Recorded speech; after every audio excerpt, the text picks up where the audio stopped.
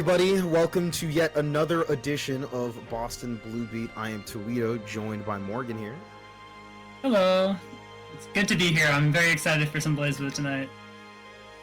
Yes, I had a not near first to death, but I nearly got caught in the very, very long set with Oni just before this, actually. Oh, gotcha. Yeah, we played what was it, like 22 games? Jeez, I'll say you're all BlazBlue warmed up then. I'm tired, but I got a bunch of snacks to keep me going, so I'll survive. Awesome. But yeah, he was on. We'll talk about him later if he pops up on stream. But we've got a pretty interesting cast of characters on here for today. So with some of the people in the bracket, we got folks like Dawn, we got folks like Daze, Killakobi, Ryukasim, ChaoticGamez, Jiv, Fuzzama, Adroth, Oni, Garanex. It's a lot of strong contenders, I would say. For sure. A few of those people have been topping the ranking boards for Burst Limit. So yeah. We'll see how those points change around with this one. Anything fun happens. Yeah, lots to look forward to. Exactly. And for the folks that are, if you guys are watching the stream, players, you can feel free to queue up and get started right away. Don't worry, we'll be yapping regardless of whether or not there's action on the screen. So, please, we like a quick bracket around these parts. I like a quick bracket around these parts. Oh, for sure. I like to go to bed early. I woke up mad early today for no reason. Oh, you can't say that because then the players are going to be doing grand finals resets, 13 games with the same two players. They're going to keep us here mad late for sure. I recognize that these things happen regardless of my desires. Yeah. So it is what it is. For sure. But yeah, let me see. Yeah, we do have MacMens versus DarkOne. MacMens is around the Maryland and Virginia area. I remember correctly, still on Azrael. And DarkOne is he's a Ragna player. So awesome. This matchup is pretty interesting, but just based on how both players will handle each other's approaches or how both characters can, but we gotta wait till we're on the screen to see, what actually happens here naturally. For sure. Lots of variables. Let's keep this round start. Get it into it, the first match of the night. Yep. Alright, are you gonna backdash into Gustav? Okay, that's actually very respectable to just back up and just wait for the... Oh my god! Nice conversion, yeah, that was sick. I forgot that he gets a pickup off of a Hellswing counter hit like that. Nice delay with the dive kick, but DarkOne deciding to pop that DP on the plus frames here. He's going to deal some pretty decent damage, and he should be about probably 1 or 2 touches from killing MacMens depending on the hit, but that drop is not going to do him any favors there. Staying a little composed. If I see tags, you're back in the corner. You're not blocking that 5D, and the RC is going to convert this into some damage for MacMens. Look at God, Ragnar has no health. He is melting. Can you believe that DarkOne had the audacity to click 5D and Azrael's retracting 5C said, wow, that's crazy? Nutty. Yeah, that's a lot of bold DPs coming out from DarkOne. The CA is going to come out here from MacMens, playing it out in neutral. 45 seconds left to go, but it's going to be the anime IAD at each other. Gustav ends up interrupting the 236D. This could be a really big start, actually. Should be a knockdown with an upper weak point. Let's see what happens. Cracked over the head with 5D. Oh, the hero burst! But there's no fear, too, especially after that last situation. Just running with that IAD JC, taking the first round. Yeah, and the early JC is really good if you're expecting Azrael to maybe try to 5A or 5D anti-air. We saw the counter hit, not too sure what MacMens is pressing there, but we're already onwards and upwards to the next. MacMens very much so aware of DarkOne's habits right there with the DP bait, but doesn't end up converting super heavily there. I think he correctly called it out, and then why did that happen? Okay. Flash into the throw counter, okay. That move is body invul. That is, it's supposed to just... That is crazy. Oh my gosh. Yeah. Okay. Ooh, big counter hit on the dead spike. Gonna about even things up. Lots of resources to work with here, and MacMens does have the OD advantage. There's the DP. Resource getting spent here. He's gonna pop the RC in order to get a conversion. Calling out the delay tech. You cannot delay tech against Azrael. He will kick you when you are down. He's not a kind man. See the 5C start trying to pull. Again, DarkOne is very belligerent with the reversal options here. They have refused to sit idly and block. They really want to show that reversal. And despite MacMens, showing a willingness to check for it, they're still opting for it. And yeah, the active flow is going to let that EA hit the minimum damage to get the kill there. Yeah, great stuff. And like you were saying, even though MacMens showed he was looking for it, right? The punish wasn't completely there on the DP. So if you're Dark, you're like, yeah, man, I'm just gonna let it rip again. Like, why not? And it worked out great for him. So I've played against too many Yoshimitsu players that will. Oh my god! You already know. You already know. You already know where I'm going. Getting the war flashbacks. Yeah, sorry, I didn't mean to interrupt. Yeah. But it's really important to note some people are just going to continue RPSing, and it could literally be for anything, right? Sometimes they just don't care. Other times they want to prove a point. But when a player tells you something, sometimes you just gotta listen. MacMens wanting to DP back. Yeah. We're gonna see a quick weak point applied. There again, yet another reversal option. DarkOne is extremely insistent on it, and MacMens has not been able to capitalize heavily. Because let me tell you something, if Azrael moves that foot back and slams a 5C fatal, you might see a body bag in like seconds. For sure. Especially. Must be flying across the screen. Oh my god, just do another one! Straight up as an anti-tier too. Mind you, DarkOne could have pressed like 5A or 6A. At that point, you have to reset the mental. I'd be way too frustrated. I'd be like, all right, what is this guy doing? What's happening here? Why did that? Whoa! Oh my god, wait, that whiff? That was crazy spacing. I have never seen 2D do that. Like, actually ever. That's hilarious. Double weak points applied, lots of damage on the board. The 2-1-4D comes out, a 2-1-4A. On the 5. Oh, yeah. The microdash 5E ends up catching out MacMens, now stuck to the corner here. MacMens has had some success with the reversal. Let's see what DarkOne does. Hard beating it out. It's like hit cross up, but that's okay. We're back to neutral. Yeah, just playing it out. Wouldn't say it's calm, but yeah, really trying to like hit each other, quite frankly. Definitely not calm. MacMens is here on death. Oh. They got the night costume, but they didn't end up fully converting. DarkOne backs off from a potential mix-up option, but it's going to be the whiff punish. Burst comes out, dive kick as well. Let's see. This isn't going to lead to a kill, but actually, wait, no, I might be wrong. Oh no! If MacMens popped the RC on that, or found another opportunity, it might have led to a kill. We're really close now. We might see a CA or a 6A come out. Could be a DPRC. Oh my god! Great spacing with the 5C! MacMens stays in this barely. Oh my gosh, so scary. Not whiff punish that way. It's his coat. What are you supposed to whiff punish? That's just his jacket. If you go frame by frame and you look at Azrael's hitbox, you will start like opening your mouth in water. It is a wild thing to be sure. Once again, MacMen's getting the 5C fatal, but he's not converting like almost anything into it. And at this point, I'm relatively surprised. Oh, that's the burst point.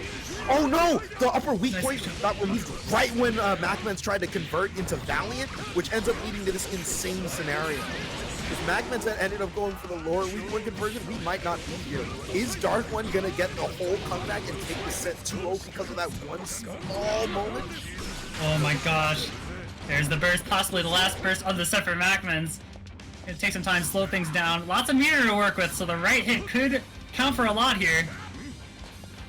Azrael making use of that meter is fantastic. Like, Gustav RC, even if they IB, you got some opportunities here. The 2-1-4D whiffs, this isn't going to kill quite yet. Wait, no!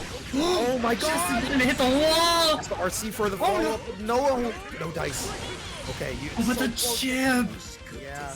MacMens must have been up backing there, which is why he ended up getting chipped out, or might have forgotten that was that he was in chip range there to begin with. A lot of those rounds there ended up being very to the wire, but I can't speak to it enough. Quite frankly speaking, MacMen's lack of conversions on some of those really big hits, I really do feel damned him here. For sure. Like, and kudos to Dark for like recognizing that and continuing to just full send those DPs. Like whipping stuff and DP anti-air, like that was the point where I'm like, oh, he does not care anymore, man. He is just sending that stuff, and like good for him, right? That won him the set for sure. Or it was absolutely a factor in it. Yes, I agree with you wholeheartedly. Right, it's for all of the, and I've been thinking about this a lot lately, but for all of the theory crafting and all that stuff, like sometimes it really comes down to what is happening on the screen. And it really did feel like MacMens, while he made good adjustments in neutral, changed up his pacing. The fact of the matter is, when you're dealing with Ragna, whose main kind of fear is the fact that he could very well just explode off of any interaction. When you remove that fear and you look at Ragna's tools as a whole, he's got a lot of really good options to work with. Yes, absolutely. Like the lack of health is like his big weakness point for sure. I totally agree. Yeah, but that is, again, that's just how the cookie crumbles. We got more sets coming in for y'all. So if I remember correctly, this set is going to be a snake match. So this will be Adroth versus Garanex. Oh, awesome. So we're on to winners round 2, I believe. Yes. Let's see. And if I remember correctly, Garanex is a Fuzzama player. And Adroth, from all of the Twitter clips that come onto my timeline. Yeah. That's not that random mech game. Obviously, the Susanoo player, for those that have been here many a times. Please select your character. Awesome. Well, Susanoo is pretty well known for his lack of mobility and options before getting his unlocks. Fuzzama, well known for being suffocating and mobile and whatnot. So pretty easy to imagine how this one's gonna go. We shall see how these two players navigate it. Yeah, there's a few interesting interactions, I would say, from Susanoo's 2C as well as Susan's 5A. But again, we'll get there when we get there. But a lot of this match right now is probably going to be decided by like how Garanex is playing out as neutral and how he deals with Adroth if Adroth gets started. For sure. All right, getting into it, letting the intros rock. Let's see that round start. We are jumping and we are barriering. Both stocks ended right away. With the JC, Adroth gets to start his turn, but wow, that is an immediate mash. No poking, no prodding, no information gathering. I'm hitting a button. Damn, you better not be frame trapping. There's also a nice IB too. Good conversion, a little far away there. Nice 2A, little low profile action going on there. Yeah, Garanex going with the JC, probably expecting Adroth to either stand block or was expecting maybe like some movement option. He was trying to catch it there, but Garanex manages to get the first big hit of this set so far. It's going to be a decent chunk of damage. No 2 and 4B to check for any delay techs. We're back into the corner still. Adroth's trying to find their way out, but that 2C is doing such good work here for Garanex. Might be able to kill depending on how many resources Garanex wants to spend here. That's going to be one super here, 50 meter to work with still. Likely going to be an RC until follow up. The 6C gets it done. Yeah, great stuff. Very clean. It feels like right when you were talking about him getting that first big hit of the set, it was basically already locked down. Yeah, and again, to think that all of that started from Garanex just sending a mash on Susanoo, like, round 1. Woo! Great air throw. That was a really good call out from Adroth here. He's going to get one unlock. He's got DP, he's got Orb and Sword. These are pretty useful tools to work with in general. Adroth makes pretty great use of Orb, especially in some pretty weird scenarios here. The 5A anti-air from Garanex connects. We're back to neutral so far, though. Adroth's still trying to find his way in, and he's really committing to the 2A that you pointed out earlier. Seems to be working pretty well, especially, he hit the win con in this game. He's got the unlocks. Off a few carefully placed 2As and an air throw. Adroth is going to take this round. Good God. And it really did feel like it was just 2 big hits and Adroth willing to play like relatively patiently. Or I should say, he's not trying to like send himself at Garanex, right? He's playing very actively and moving around. Yeah, it felt like it was off of some nice reads, right? Some reads on movement, some reads on an anti-air. I mean, the air throw. Yeah, for sure.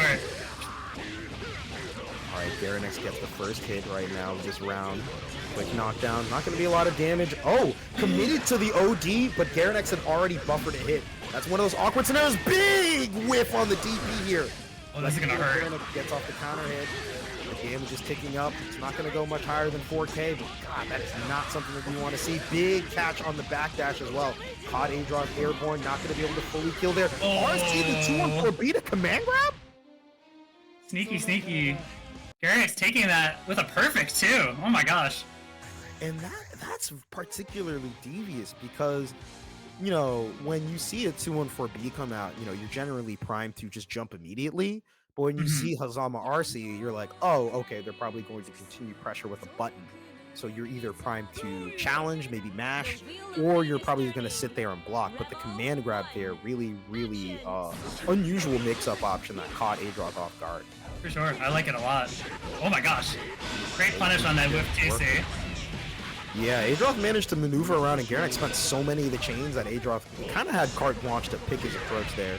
Oh, gotta love the delayed 3C. No follow-up, though. That's an unfortunate drop.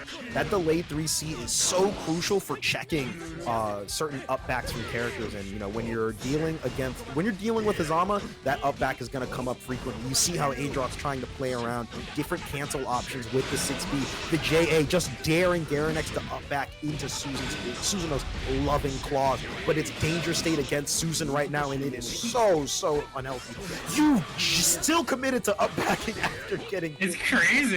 5A. He was just sitting there doing IBB and upback that entire time. Oh my god. Oh my god. Great maneuvering around the DP unlock, and yeah, this is definitely going to be some damage here. Active flow attacking on a little bit of damage to that. Jesus. It's more than a little bit. It's looking like a lot of damage. Oh my god! It's like we're playing guilty here. Jeez. And mind you, that was off of like a 5D. Which is like, you know, oh, okay, cool, like it's weak, it's not gonna lead to much, but Garanex, like, was trying to special cancel into 2-4B, and Adroth's reversal throw was fast enough. That is absolutely wild. That was a, oof, okay. I am glad I brought some food to stay awake. Oh my god. I don't see exactly what Adroth did there. It ended up in the air somehow. I am honestly not too sure either. Oh my god. Going the other way. Oh, maybe. I don't know if that was a messed up ID straight up or if that was attempting to look for something. That JA was so sick. Good backdash on the command grab. Yeah. Recognizing that Garanex is going for these throw situations a lot. Got the burst out of Garanex. And while Garanex hasn't popped any crazy ODs, removing that active flow damage is so good for Adroth here. That's a good block. We're back to neutral there. The JC finally connecting. Adroth's 2A ends up getting counter hit here. Garanex has to concede pressure with the barrier usage from Adroth here, who is moving so beautifully to get like around Fuzzama's chains and like remove himself from the corner. For sure, and you actually mentioned this a little bit before too. Garanex is spending the chains very like aggressively. Like as soon as they're coming up, he is spending them like both. It's just pretty crazy. And it's still finding the hits despite that. Very smart placement of it. Any big hit here is probably going to lead to an OD cancel. Let's see what Adroth is looking for. Slides going to connect. TK is probably going to go for the spin here. That's a lot of unlocks. That's OD. That's active flow as well. Plenty of meter. Just barely got it back from the 2D there. Plus the passive meter gain. 15 seconds left on the clock here after the super. But Garanex is going to live. Let's see what Adroth goes for. It's an IAD. The throw whiffs. IDB. Oh my god, the last few hits! Exactly! Garanex trying to use the multi-hit overheads in order to mix up a potential 2B later on there from Adroth, who ended up blocking low, but Garanex was just in the air just a hair longer than expected. Yeah, that's crazy. He blocked like most of them too. Oh my god, the whip 2C not exactly punished. And there, oh my god. You have a Kara throw? That's crazy.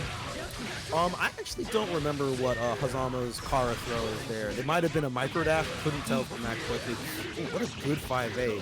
Garanex has been able to check a lot of Adroth's options there, especially in Adroth's attempts to leave the corner there. No cancel on the 6B, so it's safe on that OD cancel. The Rising JC connects, and Adroth manages to get it through Fuzzama's OD without any trouble, and I think the slide there is catching some fuzzy jumps with the yellow exclamation point there.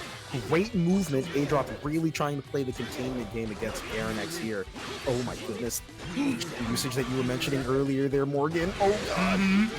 They see again, just immediately, as soon as they're up, we're spending them. We're going in. QB. Don't know if that would have led to a kill, but Adroth still felt the need to burst here. Can't blame him. It's getting very intense there. 45 seconds left. Great anti-air. OD's coming online for Garanex soon, though. You could see a wake-up OD, but it's going to be the Jamaican falling down. 623G ends up connecting, has to pop the OD to attempt for a kill here. Let's see what the damage looks like. The EA's it's looking pretty good. Very good. Yeah, that, and you know, the OD kind of lying to you in terms of Fuzzama damage. I don't believe his overdrive, like, poison damage over time is counted in the damage counter, so... A little funny. A little funny snake guy. He's in... Fuzzama would probably call himself just a little guy. He really would, if he had access to today's internet, excuse me. He would say, I do not want that man with today's internet, but... No, absolutely not. I'm not either. It's crazy. And you know what? I wanted to go back to something that we pointed out a few times over the set. Yeah, what's up? Gosh.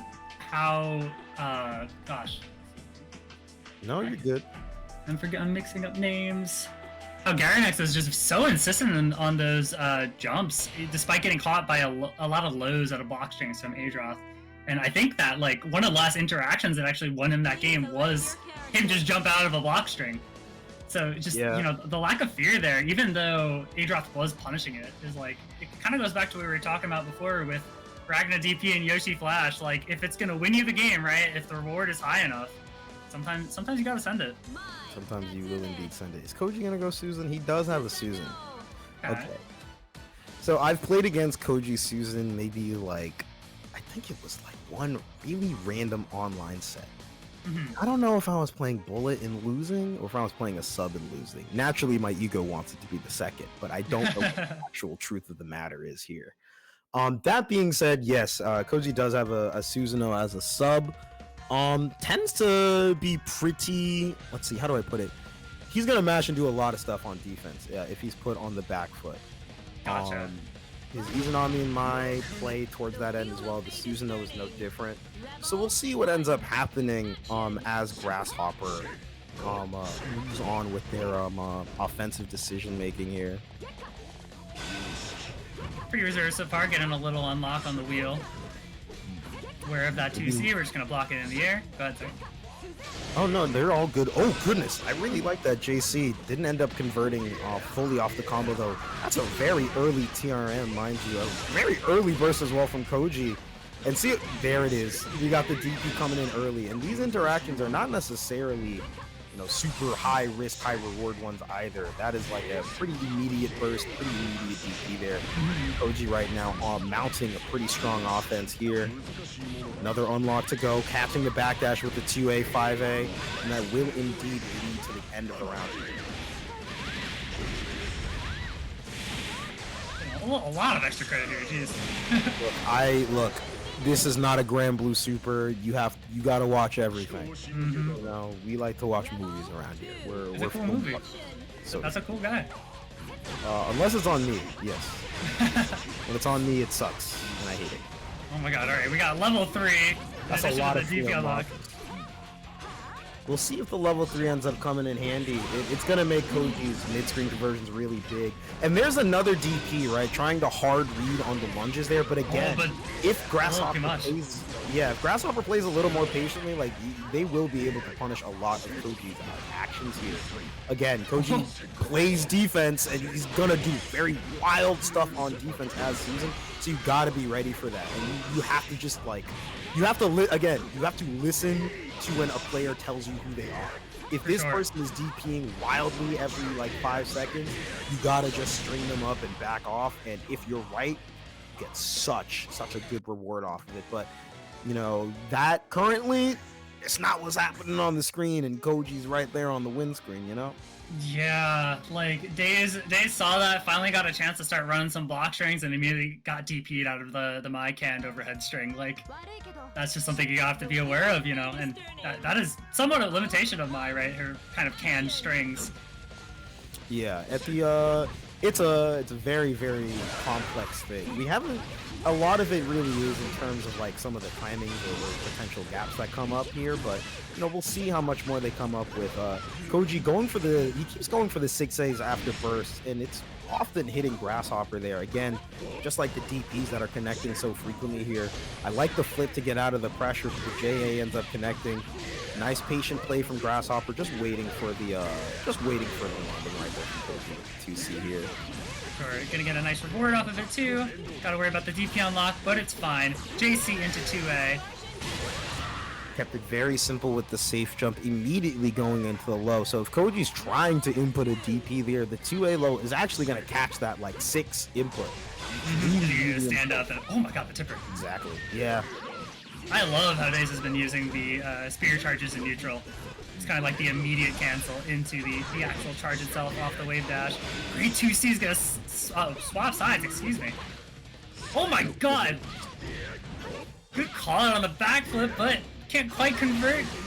2C oh! That is not what you want. That is not what you want. That should be a double super there. Put as much meter behind it. Put all the resources you want on it. That is a dead Snake God. Here we are, tied up already. Gosh, that one felt a lot quicker than the first game. daze is one of those people, having played him for, I remember playing him on stream. daze is one of those people that, like, sometimes when you mash against him, he's like, bro, you don't need to mash like that. You don't need to do this, this, and that. But if there's one thing about him, daze has always had, like, a very, very good, like, solidness about him. No matter what character, like, he's on, he's really able to just, like, play toward like the basics of like BlazBlue in a very effective manner there. The 2A I can absolutely see that so far. Oh god! Gets the tipper. Not going to try to convert off of that hit. Just wants to continue with the offense there. That's going to be one unlock there for Koji here. But daze is already mounting the pressure. The throw is connecting, and you said it pretty well, Morgan. This is looking a whole lot different than the first game. Absolutely a little bit of a download situation going on here. The 5A is going to hit meaty. No DP. Here, let's see how. Oh my god, just mashing. It's like you said before as well. Like, bro, he's like, I don't need that DP. No, I'll win. I'm mashing. Seriously, DP is unlocked for Koji. You see how he ends up trying to pop it. But for the time being, daze is trying to just play around in neutral, look for an opportunity. But there's a DP on yet another lunge there. Dives in order to bait out the anti-airs. And right now, with a quick lunge RC, daze ends up taking this round. Alright, here we go. Last chance here for Koji. daze with the block, trying to look for an opportunity. Koji ends up engaging with the JC. Oh my god, the 2C to swap sides! Really clutch overhead connects, and that's a burst coming out there from Koji. And mind you, that overhead doesn't lead to much damage. Koji just really wants to get out of there. But depriving yourself of that OD as Susanoo could prove damaging. Let's see how it goes here. Oh my right now, it's going to be the 2C calling out the up forward, but the drop! Oh god. Flips to get out of there. DP's unlocked here for Koji. Great defense from daze, not budging, just like, I'm gonna wait. Gonna get that space, throw some spears. Look for maybe a chance to do another spear charge. No, it's fine. We're just gonna counter with the 5B and go to the corner. JC hitting meaty. Astral! Let's finish it! Woo! We were talking about movies before, and now we got a movie.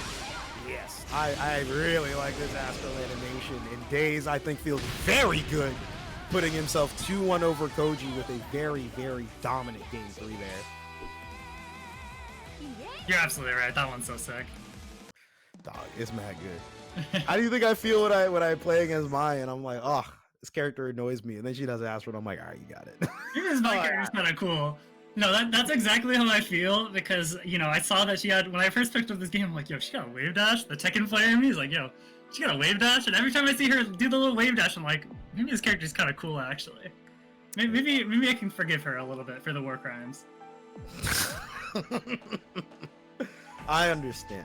Look, I would not be, not that I forgive the war crimes, but I have to, tolerate's not the word for it.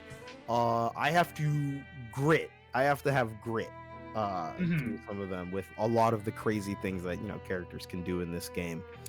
But sheesh, that was quite the fun set here. Now, if I remember correctly, we will be moving on to another set, which should be pretty wild in and of itself. We have KojiKoji and ChaoticGamez, I believe, on deck here. Yes. For top 16. Again, this determines who gets into winner's side top 8. Sounds good. I know Kobe is currently our point leader by like, it's like a single digit number. It's by like 5 or 6. So yeah, it is very, very close. And, you know, as these guys, you know, queue up and ready up, just to go over it real quick again, right? This is, of course, season 5 of Burst Limit here. These guys are not only playing to, you know, for bragging rights, a little bit of cash on the side if you want to hit that exclamation point Matcherino, of course, but they are also playing for point standings. Yeah. And, you know, the winner, you know, whoever's in the top 10 will be invited into an invitational, and whoever wins that invitational, of course, gets a free ride to Boston. it's a lot of money. It's more than just, I think, the entry, I believe. It's a good amount. Yeah. Free entry, free room and board. You get the pop in for beach episode, which is in July 17th through 19th this year. It's going to be a very, very good time. Beach episode last year was so chill. Yes. Very, no, very I had a good great time. Yeah. Just everyone in the little BlazBlue corner playing games, chatting. Everything got recorded for VODs, which was really fun. And it was just it's like you say, just a good time to hang out with people. Play the game, enjoy the community. Seriously, I spent a not insignificant amount of time at beach episode at Costco. Really? Okay. That's because I was grabbing this is so random. I don't know why I brought this up. But so I walk up to Thantis and I'm like, hey dude, is there anything that I can do, you know, to, you know, help out real quick since everybody's got their stuff going on? He's like, can you get like 10 boxes of pizzas for the organizer? Hell yeah. Oh, I remember that because I went to go get some pizza and they were out of pizza. Yeah, it was late. It was a whole thing. We'll get into it later. Right now, we've got Bang versus Azrael here. Now, these two in particular have a very funny opinions on this matchup, or at least a very funny disagreement on this matchup. I will say. But I'll explain a bit more of it as we go on here. But for the time being, Kobe's trying to maneuver around Chaotic, looking for the TRM opportunity. Doesn't get a full conversion, surprisingly here. Weird. I think I'm surprised that hit on that side from Chaotic. But yeah, sorry, Kobe's gonna burst. Let's see. Are we gonna see a potential wake up OD, a DP? What's the defensive option here? It's gonna be the delayed OD. Backdashes the 3C. If a Bang player is near a seal, by Jove, they will try to use it. But the reversal command grab super comes out immediately. 6B from the heavens. That's going to be a connection. But Azrael swinging in the wrong direction. Yeah, I don't even know how that happened. Alright, blocks no the idea either. I can't lie. Jumps up in order to block the nail right there, trying to reduce any potential frame advantage that Cody has, but Cody manages to find a hit anyways. Not able to fully convert into a kill. 40 seconds left on the clock. Any itty bitty bit of damage will do it. But Chaotic is unperturbed, tries to go for the OD, but the 5B ends up beating out whatever option he was looking for afterwards.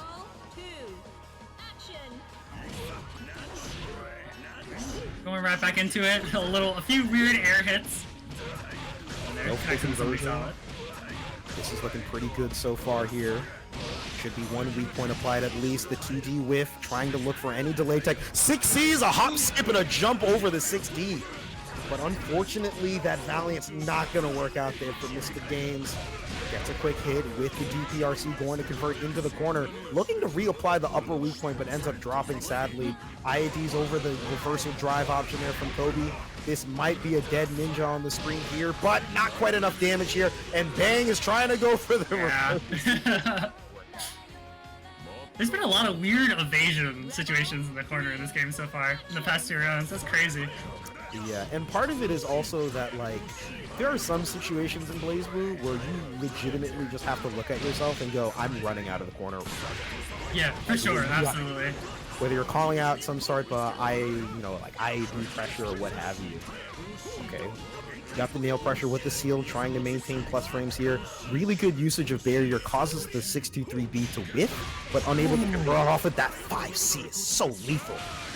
In the immediate burst, I think that Kobe agrees he did not want to be taking all that. He will be taking his EA though, is that active? Oh my god. No, it's not. But... yeah, popping the active flow afterwards here.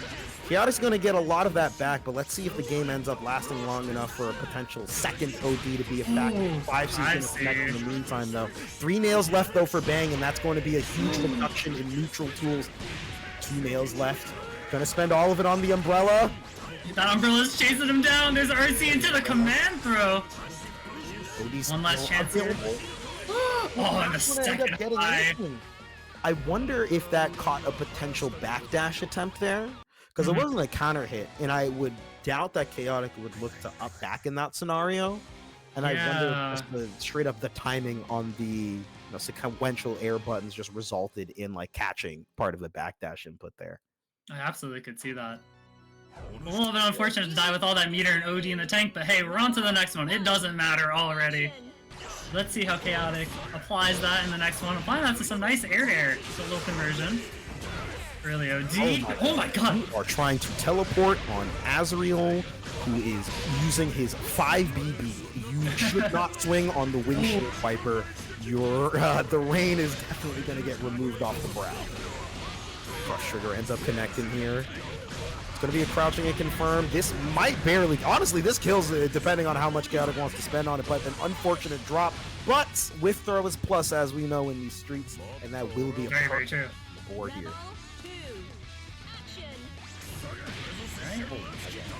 Big drive explosion conversion.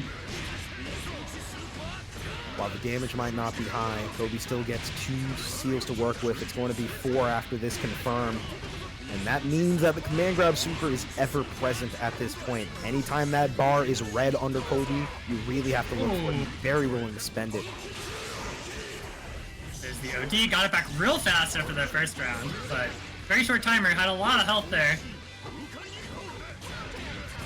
Oh goodness, I really like the 5B there. I think that Chaotic was maybe looking for either Kobe backing off or going for a 2B there and attempted the 6E, but Kobe had a very good decision of just like slotting the 5B in that spacing to like check around, or the 2B rather, I'm sorry.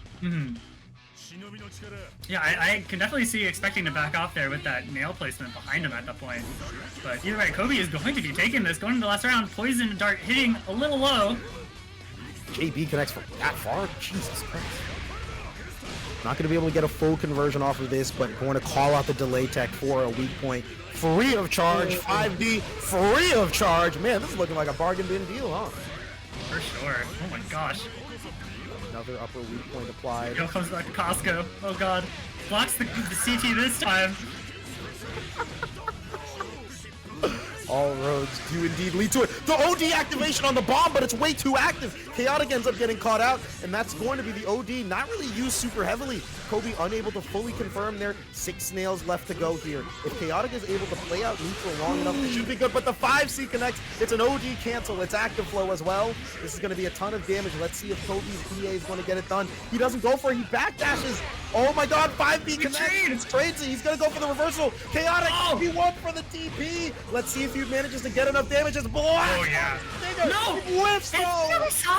Oh my gosh. Close enough to the quarter, so BHS ended up whiffing. Oh, that's so tragic. Yeah, no, there's no other way I could put it besides tragic too. Especially because I feel like that whole game could have swung from that one OD that got blown up by the explosive, nail dart thing. Yeah, the drive explosion there just led to so much happening. Oh my goodness. Drive explosion is a very, very strange thing. I wonder, I guess in like super theorycraft mode, if you expect it to still be active, Azrael would be able to growler there and then hold it in order to absorb it. go for maybe like a counter hit phalanx into whatever that results in. But that's just genuinely a little hard to call out there. Right now, we've got our next set queued up already as if nothing ever happened. We've got Ryukusen versus ShadyPun. Ooh, awesome. Not sure if I've seen ShadyPun play before. Seems like we got some Fuzzama action. There's a lot of snakes. Snakes Yeah. everywhere. I feel like that's not a in very... like paranoid, not in the paranoid no do friends way. Just straight everywhere. I feel like that's very common in online brackets. There's just a lot of snake players. These net players they love their Fuzzama. They love their Susan. I can't even say it's a modern thing. It's been like that for sure. since the yore. The wheel of fate is turning. Awesome, get it into it. Ryukusen rocking the Fuzzama. Or not Fuzzama, oh my god, wrong guy. Rocking the Hakumen. Different age. Oh my god, too tired for this. It's all good. Don't worry about it. Back into full screen right now. Yeah, I don't know whether or not... Okay, I genuinely couldn't tell whether or not it was a connection thing at first, but Ryukusen just playing it very patiently. Refuses to really engage or try to make Shady's turns, who ends up just engaging and slipping into range regardless. Yes, working around that 5D, hitting with a low around the counter, but... Did he just micro dash barrier in the throw? What? It was pretty sick, honestly. He just slid in there. That is not what I was expecting. What? Whoa. Oh, that's a hard call-out attempt. These are all hard call-out attempts.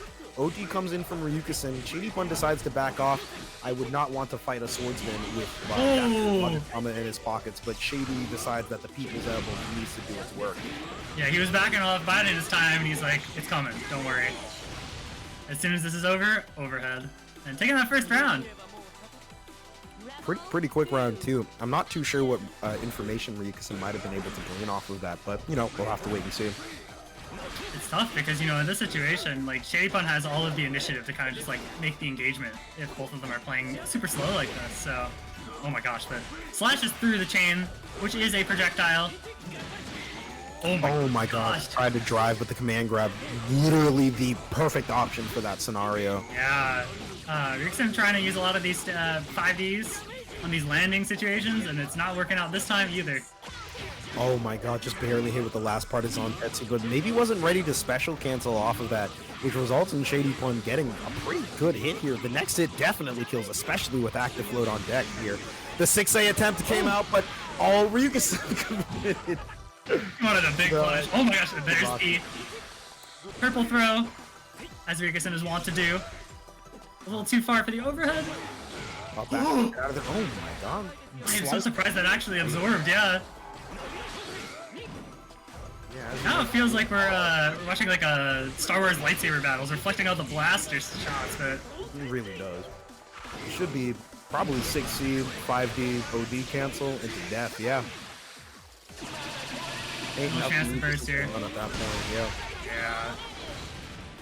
God, and like, maybe this is just because I'm tired, but it feels like that match like kind of ended out of nowhere. Like they were sitting full screen doing nothing for a while. There was a few interactions with some absorbed chains, and then the set was over. I was like, damn, or the match was over. Excuse me. Yeah, it really felt like, I think that Ryukusen's overall game plan on the Hakumen was pretty good, but it looks like he's willing to go straight to the Taokaka here. I'm not too sure what he is seeing that is different, but Ryukusen is wont to change characters every now and then. So yeah, we'll see I how feel this like I've been seeing the Tao more frequently, so... I feel like there are certain months in which Ryukusen just like ends up on Taokaka or like even Bang, like randomly a bunch in brackets. But the bang is rare, but like it appears here and there. So I'm getting a little confused there, hit on the wrong side. Nice conversion off the jump and normal. Yeah, the movements between both players, like both characters in this matchup, could lead to things getting pretty weird, and you can already see that reflected in the gameplay here. Yeah, way different than last time too. Maybe Ryukusen is banking on these scrambles, but yeah, both bursts are gone already, jeez. God, yeah. Ryukusen still willing to play very patiently, doesn't need to engage super heavily with this big of a life lead, still plenty of meter to work with. You know, despite the counter hit chain, he's still looking a-okay. He's not going to be able to kill off of this super, but that sends Fuzzama back to full screen. Oh! Wait, what? That was an instant block chain, which then gave Ryukasim the timing to go for an air throw. Mid-air, that's crazy. It was a literal blink and you miss it moment. Yeah, they're zooming around. Oh my gosh. What kind of... I'm not even going to call it meta, because it's not a combo, but that was a wild reset into mix. Oh, fair backdash. God, I have Yeah, not seen that was a backdash from the button right there, but the 2B, really good recognition from ShadyPun there on the scenario. Ooh. No conversion, sadly. Both players chilling at full screen, and now the tables are kind of turned here with ShadyPun with a big life lead this time. Active flow as well, so you know, while Ryukasim is trying to like thread the needle, that overdrive gauge is building up already for ShadyPun. Yeah, at this point, you gotta just look for that hit, and ShadyPun is kind of aware of that. He's like, nah, I'm not interacting. I'll get my hit eventually. I need one, you need like 50. And ShadyPun taking this round. Last chance here for Ryukasim. Now let's see what... Oh, that flash kick is not how you want to start it, but the drop is certainly a panacea for Ryukasim here. Already taking ShadyPun into the corner here. Oh, not able to fully get the confirm there. Oh my god, I love that crawl. That was such a good... that's such a very, very good decision. We'll get into it a little bit more here. Ryukasim still got to fight their way. Get at least a game 2 on the board here. The 6A is not going to connect. Charging up here, yeah. Oof! You're gonna get taken right to the corner here. It's not a question of how. It's not a question of if. It's a question of how much damage. Or unless cross up. Oh my gosh, gonna spend OD. Is this dead? I can't tell with all the extra dot damage. I can tell you right now for a fact, the one of the members of the Kaka clan is no more. Oh, look at her. No. Yeah, he did. Yeah, jeez. I like the Tao pick, honestly. Oh, yeah, go ahead. I think you had more concrete thoughts than I had. Okay, if you say so. But some of the interactions there were pretty interesting. Like you know, you see the crawl come out from Tao. Crawl is like one of Tao's most unique things that she can do. It is the fastest low profile in the game, and it low profiles a lot of things.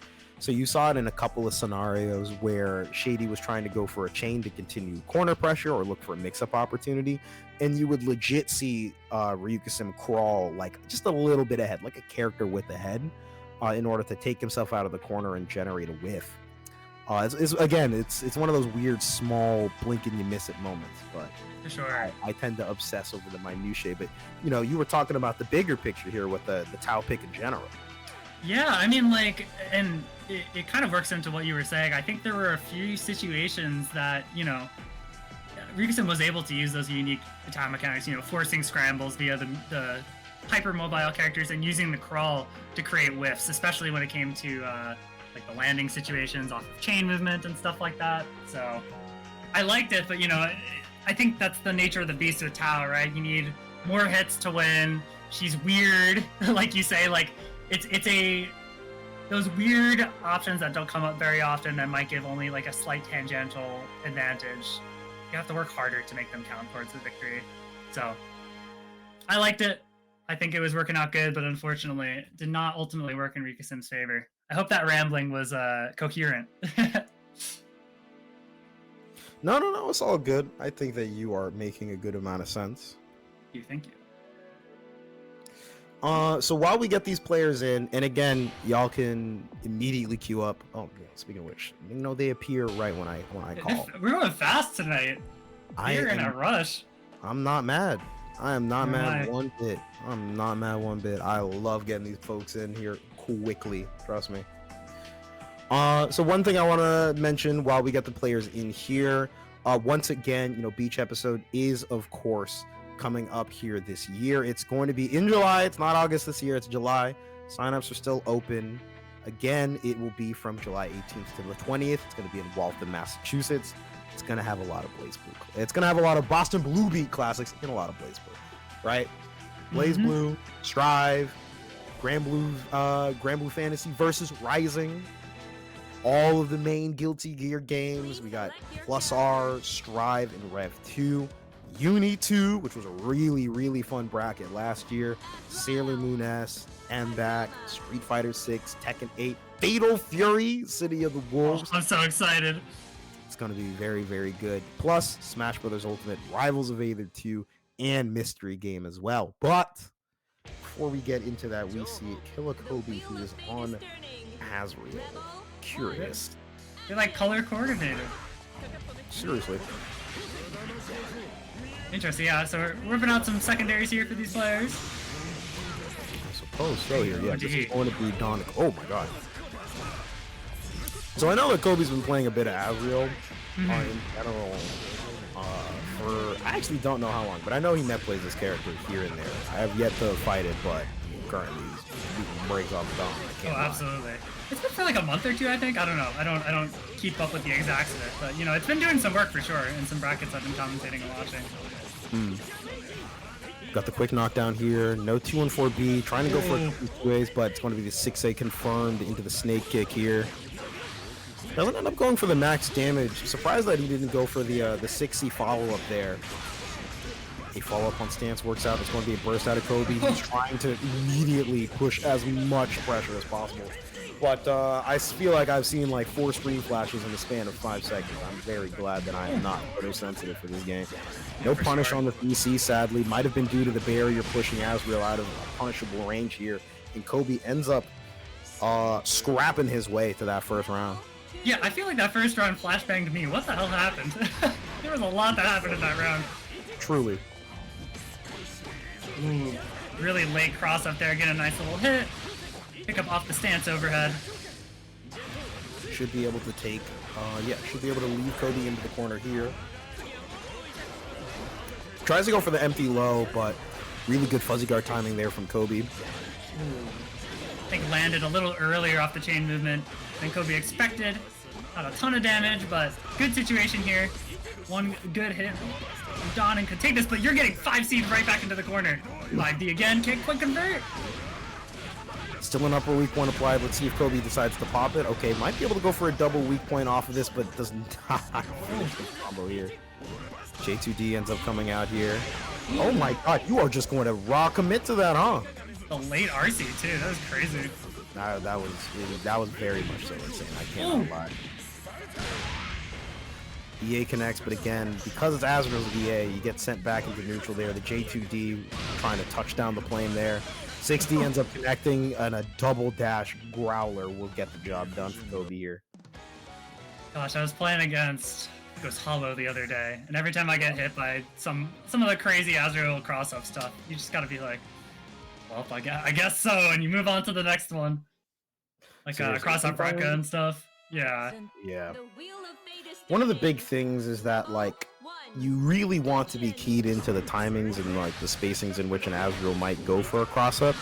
You know, you can cross-up OS with, 1B mash A, but we'll get into that a little bit more to see if that, we see more of the side swaps.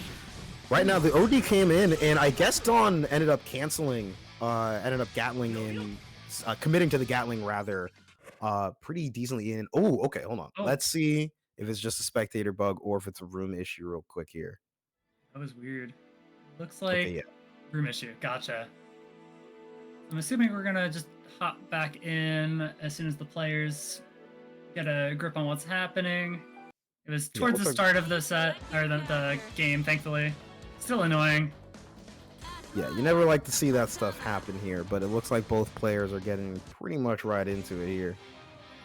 Yeah, I feel like when you grind out online brackets like these two, at some point you gotta just be like, yeah, whatever. It happens. The wheel of fate is turning. As a reminder, we got Kobe up 1 game. Let's see if this is looking a little different than the last one. Oh my god.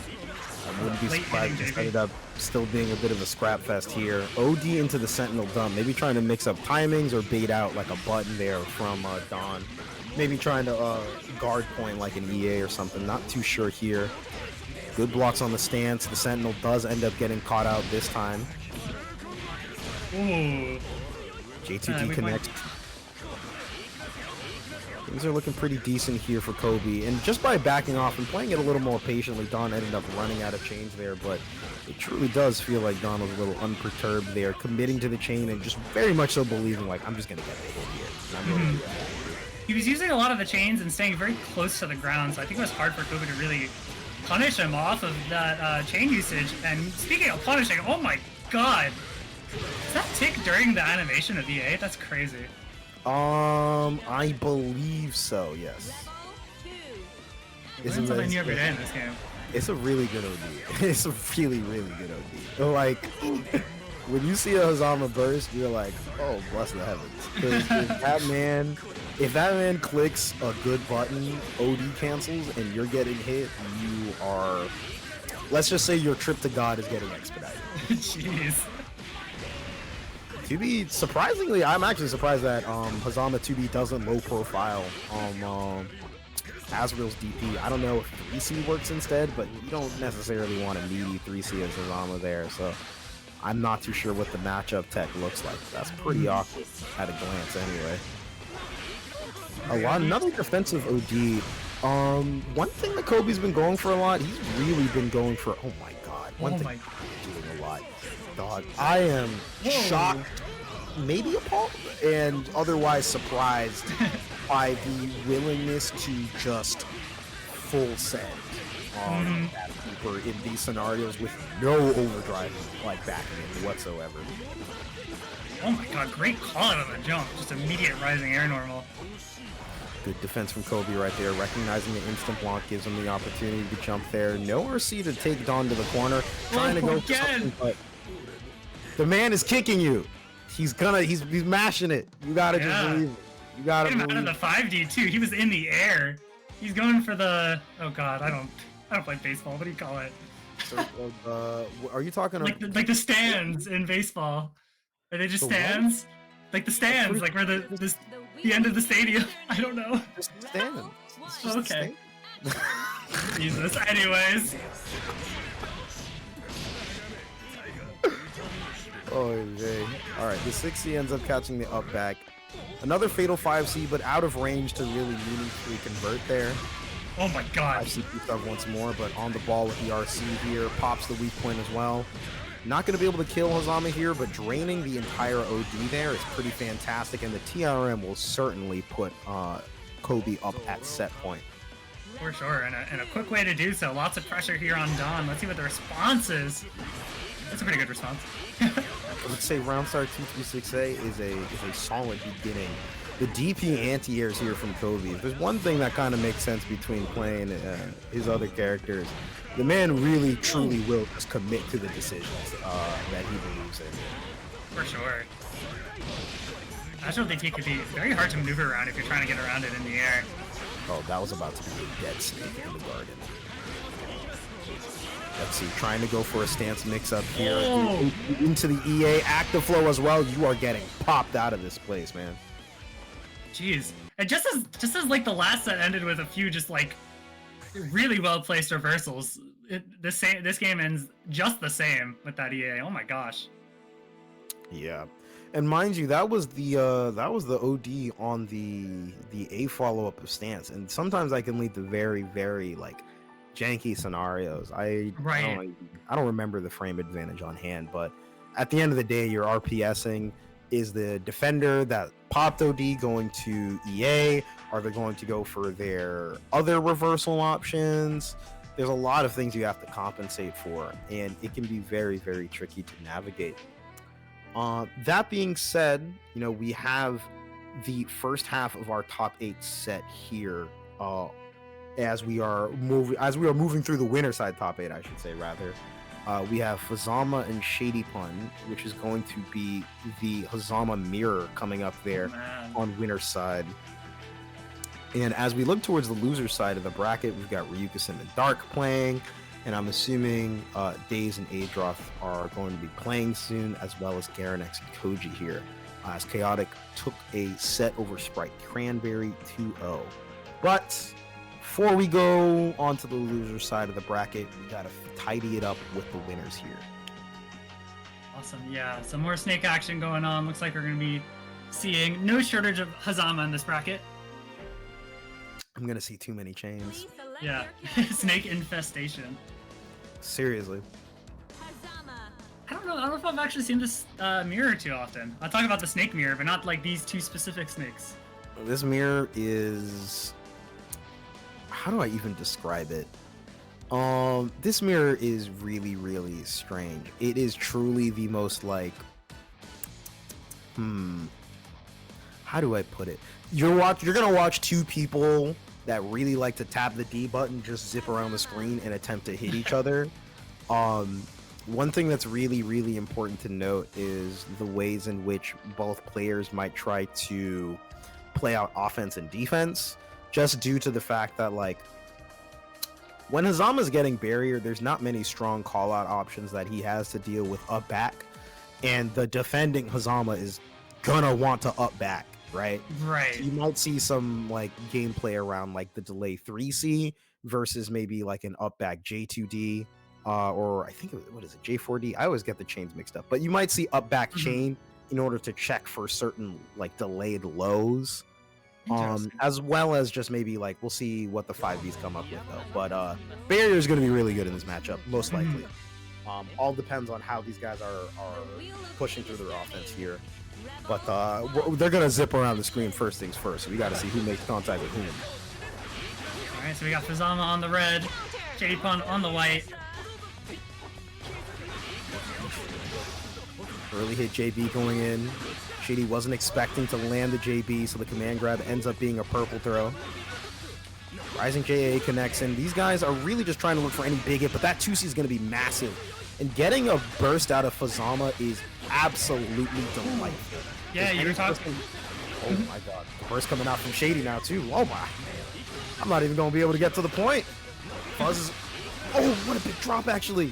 These guys are chaining, clashing on chains. Yeah, these guys are darting across the screen. 236A ends up counter hitting. Oh my god. I love optimized Fuzzama conversions. They're so sick. Very, very cool. Big match on the... Fuzz chained away just to get put back into Shady's loving, not an arm, not a fist. It's a, Loving chains? I suppose so, yes. Also, Tomato, I will have to leave you alone for just a second. I will be right back. Yeah, do your thing. Don't worry about it. Right now, both players still zipping around on the screen here. Fuzzama ends up getting a pretty good early hit here. Should be able to go for the 623D. No. Oh, God, this is really good. 4K damage, 214B to check for any delay tech, but Shady still manages to squirrel their way out there. Chains are coming in here, but it looks like, yeah, again, the up-back chain, I feel like, and I haven't talked to the Fuzzamas about this, I feel like that's really important at certain ranges in this matchup here. A follow-up ends up connecting on block here, but Shady finds a hit a little later. Fuzz gets out of the corner on the drop. This is looking a little awkward. Oh God, was that an air throw they just slipped in there? It's genuinely hard to tell. No chains available for either players for a couple of seconds here, but Fuzz ends up popping the OD. And frankly, not getting... Oh, hold on a second here. Might not get too much value out of the overdrive itself, but being in active flow here is fantastic. Lots of meter to work with. It's not going to get enough meter to go for any chains there, or rather go for any super there, but the meter gain off of those confirms ended up lending itself to the A follow-up RC2B. Let's see. Trying to play around again. The dynamics of this matchup get so weird with just the way both players have to chain around each other. It is extremely hard to predict where the other person is going to end up at. So you see a lot of these scenarios where like both players are like barely whipping past each other. Not too sure if there's even a car cancel there. OD ends up getting popped by Shady. I wonder if it's just explicitly to get like the chains to like have a bit more resources in the back to outmaneuver Fuzz. A funny thing about both players here that we're seeing is just the ways in which they're moving. Whoa! What a conversion! Oh, I say that right when they drop. That's just how it goes sometimes. Neither player has gotten a really significant knockdown. It's 30 seconds left on the clock, by the way. This is looking a little awkward here. Oh my god, that is so weird. Went for the 6A. Again, I'm surprised by the lack of 6C. That would have kept it a bit more burst safe. 5B, really meaty, ends up catching the up back there by ShadyPun. Back to neutral again. Neither player's really been able to like land a solid Jamajan, which leads to this really weird like state where you see a couple of quick engages, skirmishes really, but neither player is securing a knockdown and really transitioning into like strong offense. Results in a whole lot of just like chain movement here. But the 2B 3C ends up connecting here. Gets a low follow-up. 6C OD should be a super and the game here for ShadyPun. And again, like the ways in which Fuzzama moves creates like a very, very strange mirror where like both players are trying to like duck and dive and bob and weave and overall like trying to get into a decent position. It can lead to some pretty like weird scenarios. But let's see, we're moving on here in the brackets still in this set. I'm really curious to see how this goes on because if I'm either of these players, frankly, I'm not too sure what adjustments you would want to see out of either of them right now. Again, we got ShadyPun up a game here, but really, like, it feels like beyond any specific adjustments, like it truly is just like, can you batten down the hatches? Are you securing your knockdown so that you can just at least run your offense? Because like this has been a little difficult there. Really good 2C anti-air. This is going to lead to some pretty solid damage here as well. Chains are very much so available. 2-1 for B, not going to come out. It's going to be the wake up OD, no EA to speak of. Oh my god, got caught by the chain here. 3 seconds left onto the clock. Not able to get any big conversion. The 6A connects from Fuzz, but I don't think he believed in it. No buffering right there on the snake kick. That's a very, very big confident 6-2-3D. Doesn't work out in Shady's favor though. Crush Trigger coming out. Oh, Fuzz wants to kill him. Oh my god, Fuzz might actually kill him here. Let's see if the Drain lets deal enough damage. Not quite there. Goes for the chain JB. All Fuzz has to do is just tap it in right there. A little putt on the range, so to speak. Good blocks here. Both players at full screen. Both players, again, just darting around the screen here. And because they're willing to spend chains so quickly and so often, it leads into some pretty weird scenarios where, like, you'll see burst movement for 10 seconds, and then both players are really, really trying to fish, like, desperately for a chain. Neither of these guys wants to sit on the ground for more than 5 seconds. Okay, that's an early hit. Trying to go for maybe like a TRM, maybe was expecting a block, or like was trying to fish for something else. Not too sure there. The JB ends up connecting. Tip range, mind you. Oh, no. You can't believe in your combos. Never believe in your opponent's combos. You absolutely cannot do it. Big OD cancels coming in here. This is going to be a very, very good confirm. Should lead to over 4K. Oh, you did not confirm the 6A, my friend. You are on fraud watch here. This is going to lead to pretty great damage. Might even be a kill? No. Okay. Not enough meter to work with. Fuzz doesn't want to deal with that. Oh god. Man grab into the OD. I don't think they believed in the, maybe they didn't believe in the damage or the meter gain to potentially lead to a super. Now ShadyPun is looking pretty, and ShadyPun is not confirming. We have to confirm the 6As. You gotta buffer. You gotta buffer and confirm. Oh no, is there tragedy on the screen? You gotta buffer and confirm. It was not one, but 2 6As that were not confirmed on hit that ended up leading into into super on block. That was tragedy. That was unfortunate. Oh, so Shady took the first game? Shady did indeed take the first game. It was a whole lot of buzz and bees running around the place. Rather standard for the Fuzzama mirror, dare I say. Awesome. We're getting right back into it. Thank you for holding on the fort while I was gone.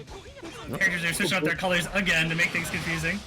You know, we hear people like switching their custom. Ah, good God! Big air throw coming in there for Fuzzama here, who is now in the brown again. ShadyPun in the blue. Getting smacked up a little bit here, but let's see what ends up coming up. Again, the barrier usage and Fuzzama's lack of really strong offensive tools at that range lets ShadyPun just up back here, already getting a good hit. Let's see how they end up dealing with the pressure here. Oh, up back chain. Nah, just a little too close for the strong chain hit. 2C ends up connecting here. I have no idea how Fuzz dialed that in. I would have thought there might have been a delay to beat that out. 4B ends up connecting. That's still a good situation for Fuzz here. Pushes himself out of the corner, but does not try to overextend. Oh my god! That's a BlazBlue. That's a BlazBlue air throw if I've ever seen one. That man got teleported like half a foot down. An RC go all fancy with the 2, sheesh. I don't know if that's for style or if it's meant to be super optimal on the overdrive game that Shady would have gotten for the extra hits of the super. I would believe the latter, honestly. No matter what, it does look cool. So. Yeah, that's the most important thing. So, quick chain in with the JB. Not much barrier. Oh, Conf was walking forward. I am not too sure if he was inputting something and there was just like a misinput or something there. Just pulls right on out of there. Neither player's really been able to solidly call out the other's delay text, which I think is part of the reason why like some of the offense is not like as like long lasting as it potentially could be. Right. It's limiting your options after the fact. Yeah, so it results in kind of going back to neutral. Things get kind of squirrely and scrambly once again. Gonna be the OD cancel and the OD cancel here, which is very nice for Fuzz. Let's see if they manage to get the rest of this confirmed here. The burst comes out, but it's not an ideal burst point. There is no good burst point there, in fact. You're pretty much damned if you do, damned if you don't. And Fuzz, with the Hotenjin there, ends up getting game 2 here and punches their ticket into winners finals. Nice stuff. Seems like that was an exciting set. I'm sad to miss half of it, but I will say, seeing Fuzzama get anti-aired 5A'd by his own 5A is very vindicating. I will say that much. Absolutely. It is absolutely satisfying. Dog, I look at this guy like sprint around the place and I'm like, yeah, now you have to deal with yourself. Please understand. Please understand, cope, do whatever you have to withstand this. Yeah. Nice chains. Look at this unassuming little punch. Seriously. Little punch. That 5A is something else. But we have our, while we've been talking, our losers side has been clearing up here. So on the loser side of this top 8 here, we have ChaoticGamez versus Garanex that will be coming up first. And then afterwards, it will be Dark versus daze. Awesome. It's like we have Garanex and Chaotic, yep, just like you said, up first. As we look to get... Oh, go ahead, yeah. Yeah, I was just saying, it's more Fuzzama. It's more Fuzzama. Oops. It's more Fuzzama. Oops. We get a little bit of a break on the other side of losers, but besides that, I just want to mention, in the meanwhile, while we're waiting to get all these players in here, make sure to check out that Matcherino.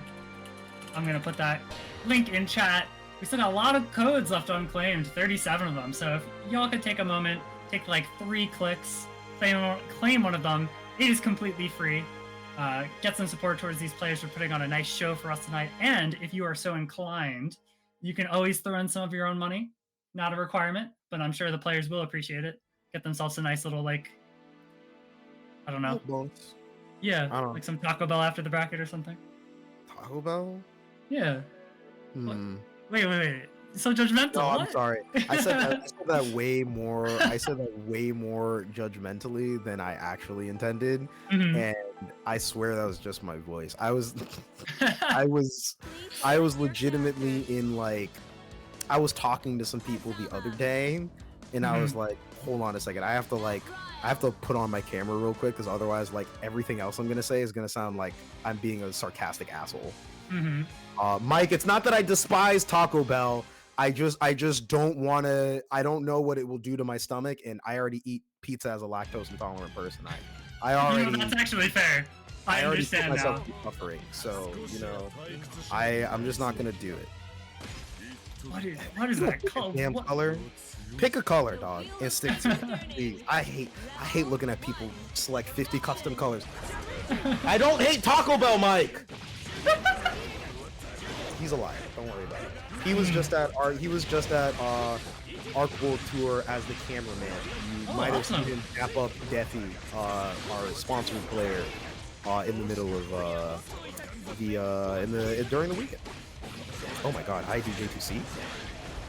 Alright, this is looking pretty good. Not going to be a lot of damage, but again, just securing a decent knockdown and trying to, like, finish the job here, so to speak. Oh my god, and that's exactly what you don't want to see when you're trying to finish the job. Azure with OD still. Oh god, crack the top of the head here. This is sure to be another sequence of weak points here. Unfortunately, just gets the one, but the knockdown is still looking pretty good. The OD on the 5 doesn't end up leading into too much here. Chaotic trying to look for some defensive option from Garanex here. The chain ends up side swapping, in fact. Rather janky, but things are still looking decent here. Oh my goodness. Big spicy fatal. And with the RC on the 5C as well, this might very well lead to a kill, but not quite it yet. Goes to the PK Growler. Some people call this reactable. I think they're lives. But, yeah. But that is what it is. Dive kick ends up connecting here. And honestly, getting the OD activation in these scenarios as the attacker is fantastic. I'm so excited. When somebody OD, like guard cancel ODs or gets a regular OD, when I'm in the middle of doing jab pressure, I'm like a kid at the candy shop. Yeah. I'm like, oh, great. Yippee! I'm like, oh, so it's just RPS. Bet. Like, let's see what happens. Or you card cancel whatever you were doing a Gatling into, and then you press a button anyway. Lower weak point set here. Going to pop it, trying to extend the confirm. Jesus Christ, man. I swear. Look, this dude's confirms are sometimes wild stuff. Going for the 5C wreck. Oh my god! Jesus! Kick that man in the face. Oh my god. Look, I have sat very still on 5C Rekka pressure before, but doing the 5C Rekka into the like highway hypnosis surprise Valiant is bad. Yeah, the deer in the headlights. Is that what you mean? Legit, just that one. It's just a feeling of like, hold on, I'll talk about the highway hypnosis joke later, but generally the concept of putting somebody like forcing somebody to think about a lot of things to the point where they get a little dull, and then you just slap them in the head with something. Definitely seemed to work there for Chaotic. Seriously. Garanex, however, with the first confirmed here, surprisingly backs off on the stance pressure there. Chaotic chilling in full screen, trying to find an opportunity, but Garanex ends up getting the counter hit JB. Not going to be able to get a full confirm here until now. Should be able to put Chaotic back into the corner, and things are going to look quite nice for the Fuzzama here until that DP. Big throw into the 5B as well. This is going to feel like a little bit like last round where it felt like it was all good for Garanex, and then Chaotic got out. Yeah. This time Garanex blocked that 5D in a nice, well-placed anti-air. Not quite gonna end the round, but it's okay. We're just zipping out. Quite it there. Garanex willing to play it a bit slowly, and that'll work out pretty decently for him. Might not even run out of the upper weak point. Yeah, it's gone now, which should make it easier. Very good awareness on the JC sequence there. Doesn't go for any RC off the Jamaican. Doesn't want to play it too crazy here. Backdashes. Oh god, tried to go for the DP, but Garanex was rather patient and just ended up, not patient, but he ended up going for the 3C there, which just caused a complete whiff on both sides here. Yeah, the low pro, we talked about it a little bit before. AdrothJP very prone to being low profiled. Oh. Pretty awkward scramble there, but doesn't end up leading into too much. Chaotic trying to push Garanex slowly to the corner. One chain to work with here. The IAD ends up eating the chain, but that's fine. When you're eating a weak chain like that, when you're up close against Fuzzama, that's A-okay. He might even straight up be minus in those scenarios. The rest of the confirm drops, but that's alright. 6C ends up landing. And just through good pressure, Chaotic has already put Garanex all the way into the corner.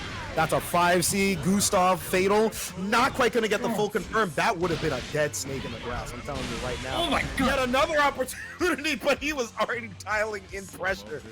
Yeah. You mentioned that the combo was a little dropped off that fatal 5C, but it still did like 3k off of a drop that was like 3 hits long. Like, alright, man. This guy kind of hurts. Look, sometimes I get hit by this guy, and I'm like, oh, okay, like, we're okay, like, that's it. Why did the combo still go? right now, Garanex is putting on a pretty decent show themselves here. Should be able to chain in for some additional pressure. Catches something with the IAD here. And this should lead to probably next hit with kill. But again, are you going to let the beast out or not? First has to come out there from Chaotic, but no dice here. Garanex ends up getting the Hotenjin here and will take this game.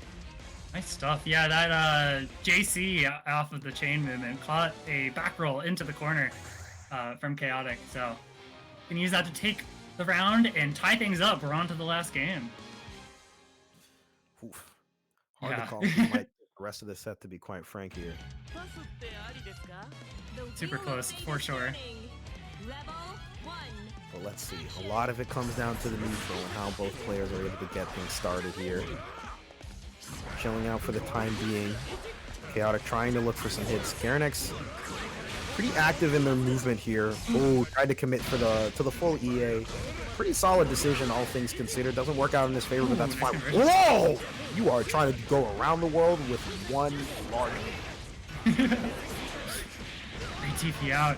I've noticed as they're playing, oh my god, nice throw. As they're playing this neutral, Chaotic is very willing to stick to Garanex, even as Garanex is like slipping around the top of the screen.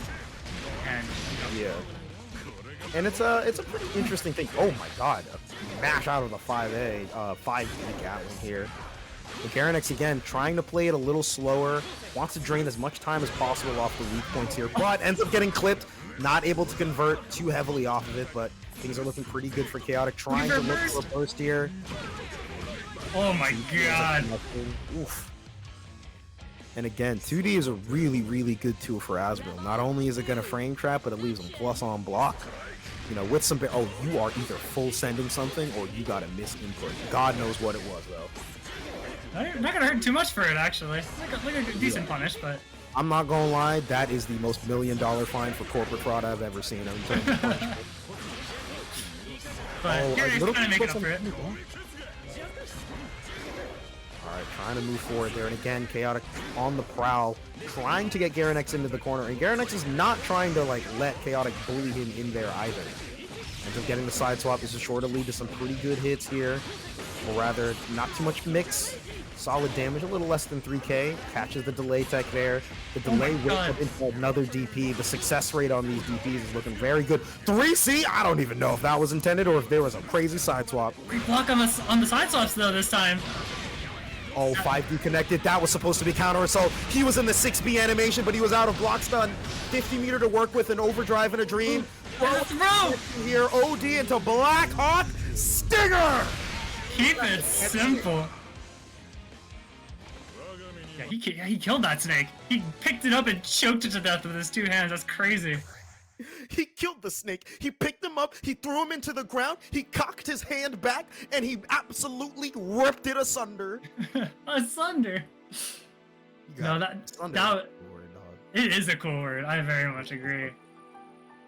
That was crazy too, just because like I feel like especially towards the end, like a lot of the tricks Chaotic was pulling out with like side swaps and 5Ds to try to close out rounds, like weren't working. Garanex was blocking them, but still, Chaotic able to clutch that out in the end. Crazy stuff.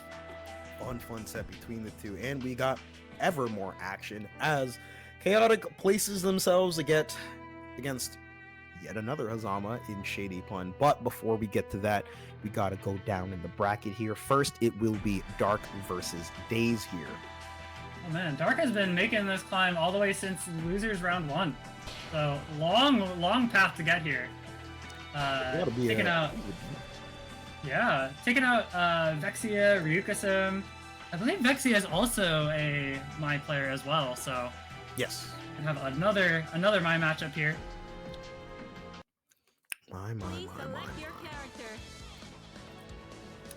I really do wonder.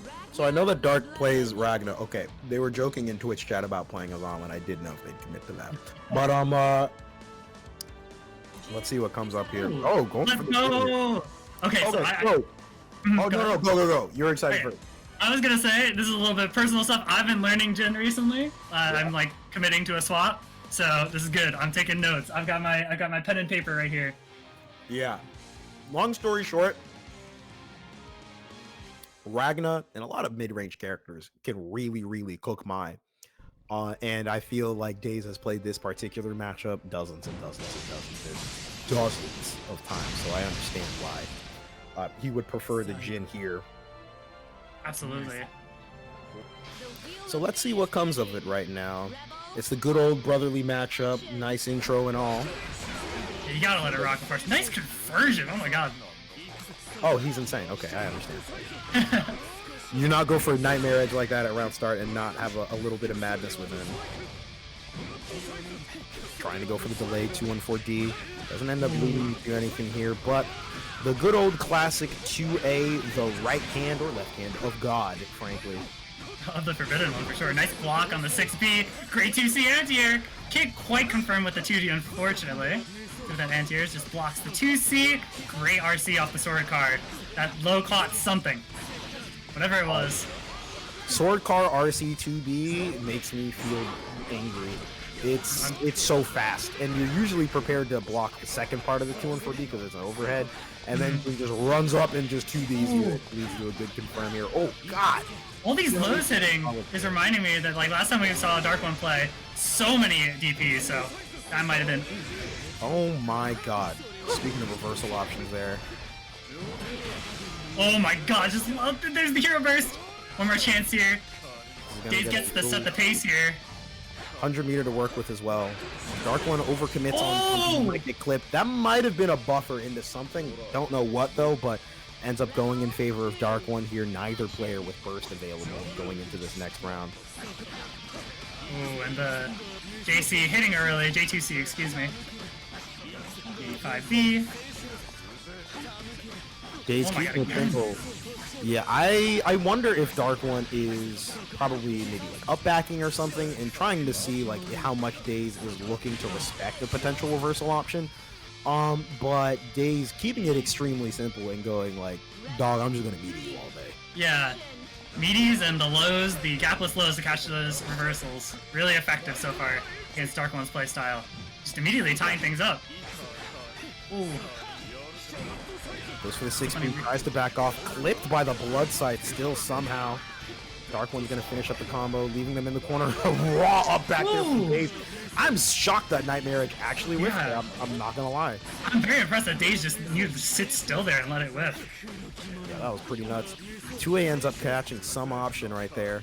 Things are still looking quite nice. JD, in fact. Blood sight to get out of these rejump situations, hoping to catch in the air, I suppose.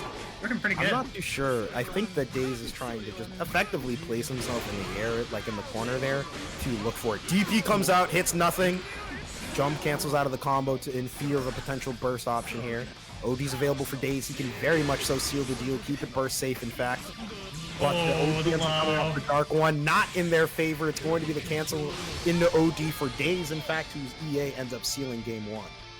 Great stuff. You know, you've been talking a little bit about when your opponent tells you about something about themselves, you know, pay attention. And like daze absolutely is paying attention, like not letting a single one of these situations where you can catch them low like slip. And DarkOne is just falling into it every single time, it seems.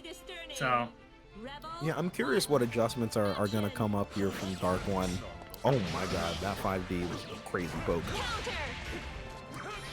Couple of trades here, nothing too significant happening. A lot of air IPG. What's up has been doing work? It has been. Oh my god. TRM coming out there. I did not spot nary a barrier flash for that. Perhaps my eyes indeed deceived me. Reversal 2-4A. Oh my god. He said I'm out. It sucks to leave. Hit the bricks. Oh my god. Jump in, JV. Gotta find its mark. Don't have enough meter to make this big. That's alright. We're gonna do some re-jump pressure and the low again. Hero burst! And this is very, very dicey. Again, as Ragna being in this position, it's extremely difficult to make a comeback. And then on top of that, with the kill right there, daze is placing himself on set point while DarkOne has no burst. That's a lot of pressure to deal with, especially on the loser side where you're fighting for your bracket life. For sure. Oh my god, the success rate on these 5D blocks is real good. Yo, dog. Blocking, I don't think daze has eaten maybe more than 1 6B in this set, which is kind of crazy. I'm not gonna lie. Going for the 2B, trying to check for any delay tech option here. Things are looking fantastic for daze. The 2B ends up connecting in the middle. Ice car, we're seeing that ice car 2B come out very frequently. OD's available, so any like throw OD cancel could very well seal the deal. Trying to go for the dash run up dash, maybe trying to catch a potential throw as timing there for daze here. Oh my god. Mash. Don't too far away though. Oh my god. Oh god, just barely jumps out on time. This is so awkward. The 5 Oh, that's the first hit. Oh, what a scramble. daze is gonna take that off that weird set of situations. Oh my god. I feel like that was a whole set of scrappy scenarios, and daze just kind of sat there and was like, you know, I think I'm gonna just hit a button. Yeah. I'm gonna tap it in real quick, and we'll get the job done. Eventually. You know, like you know when you're in school and the class is yapping and the teacher's like, it's okay, I'll wait for you guys to be done. All the time. It takes me back to senior year. Oh god. Anyway, that aside, it's just a very, very funny set of stories, but they will all sound like and everyone clapped stories. So for another time. But oh, actually, you know what? Okay. While we're gearing up for our next sets here, real quick, just to go over a couple of things that we got going on. And again, players, once you're in, just go on and queue up. We got the match arena that Morgan placed into the chat there. Please click a few buttons. The last time Morgan was doing this spiel, I literally put the button in the match arena in that time being. We've got plenty of codes to go through. Give the players a little bit of extra cash. You never know. Maybe you need to get a jawbreaker around the corner. People have needs, you know? Other than that, keep in mind that this is indeed part of our weekly net play series again. So we do have Plus R as well as Under Night tomorrow and the day after that. Same time, same place, same stream. It'll be here, and all 3 brackets are part of Burst Limit's point system here. That's right. Burst Limit season, again, it's season 5. It's crazy to say it's season 5. You know, the top 10 players, points-wise, will get invited to Invitational, and these guys get the chance, or rather the top 8, sorry, let me not lie. I tell too many lies. Top 8 ends up getting into one final bracket, and if you win it, you get a free trip, free trip into Beach Episode. It is fantastic. Trust me, Beach Episode last year again was a very good time, and it's going to be in July. It'll be from July 18th to the 20th. It's featuring a ton of games you know and love from Boston Blue Beat, and a couple of new ones there. You might see a little Rock Out Howard there, yeah. Fatal Fury City of the Wolves. That game is crack, and not because I was on it, because I actually don't have it. I actually just don't have it straight out. It's crazy. But that beta is coming up soon. It'll be a lot of fun. But we got City of the Wolves, we got BlazBlue, we got Street Fighter 6, we got Tekken, Sailor Moon S, a ton more. Guys, and again, if you can't wait, you gotta get to Boston as soon as possible. Tune in on May 3rd for our next monthly, which will feature all of these games and more. You see a little bit of that Fatal Fury there? Yeah, it's gonna be a hell of a time, trust me. What a crazy world we live in that we get to see Fatal Fury on like brackets in the year 2025. It's awesome. It's dope. It is genuinely very dope. That being said, folks, please queue up these damn matches. I am good to go as soon as Looks like we got a few codes in the meanwhile since you brought it up, Toledo. So thank you everybody who gave it a click. It's still going to be there all night. So yeah, thank you guys for clicking the buttons. Oh, ShadyPun is still in. All right, you got to leave. Or wait, no, you're in the bracket. What am I talking about? This is the set. I'm stupid. Yeah. We're on to the other side of losers quarterfinals. We have Don and daze waiting on the other side.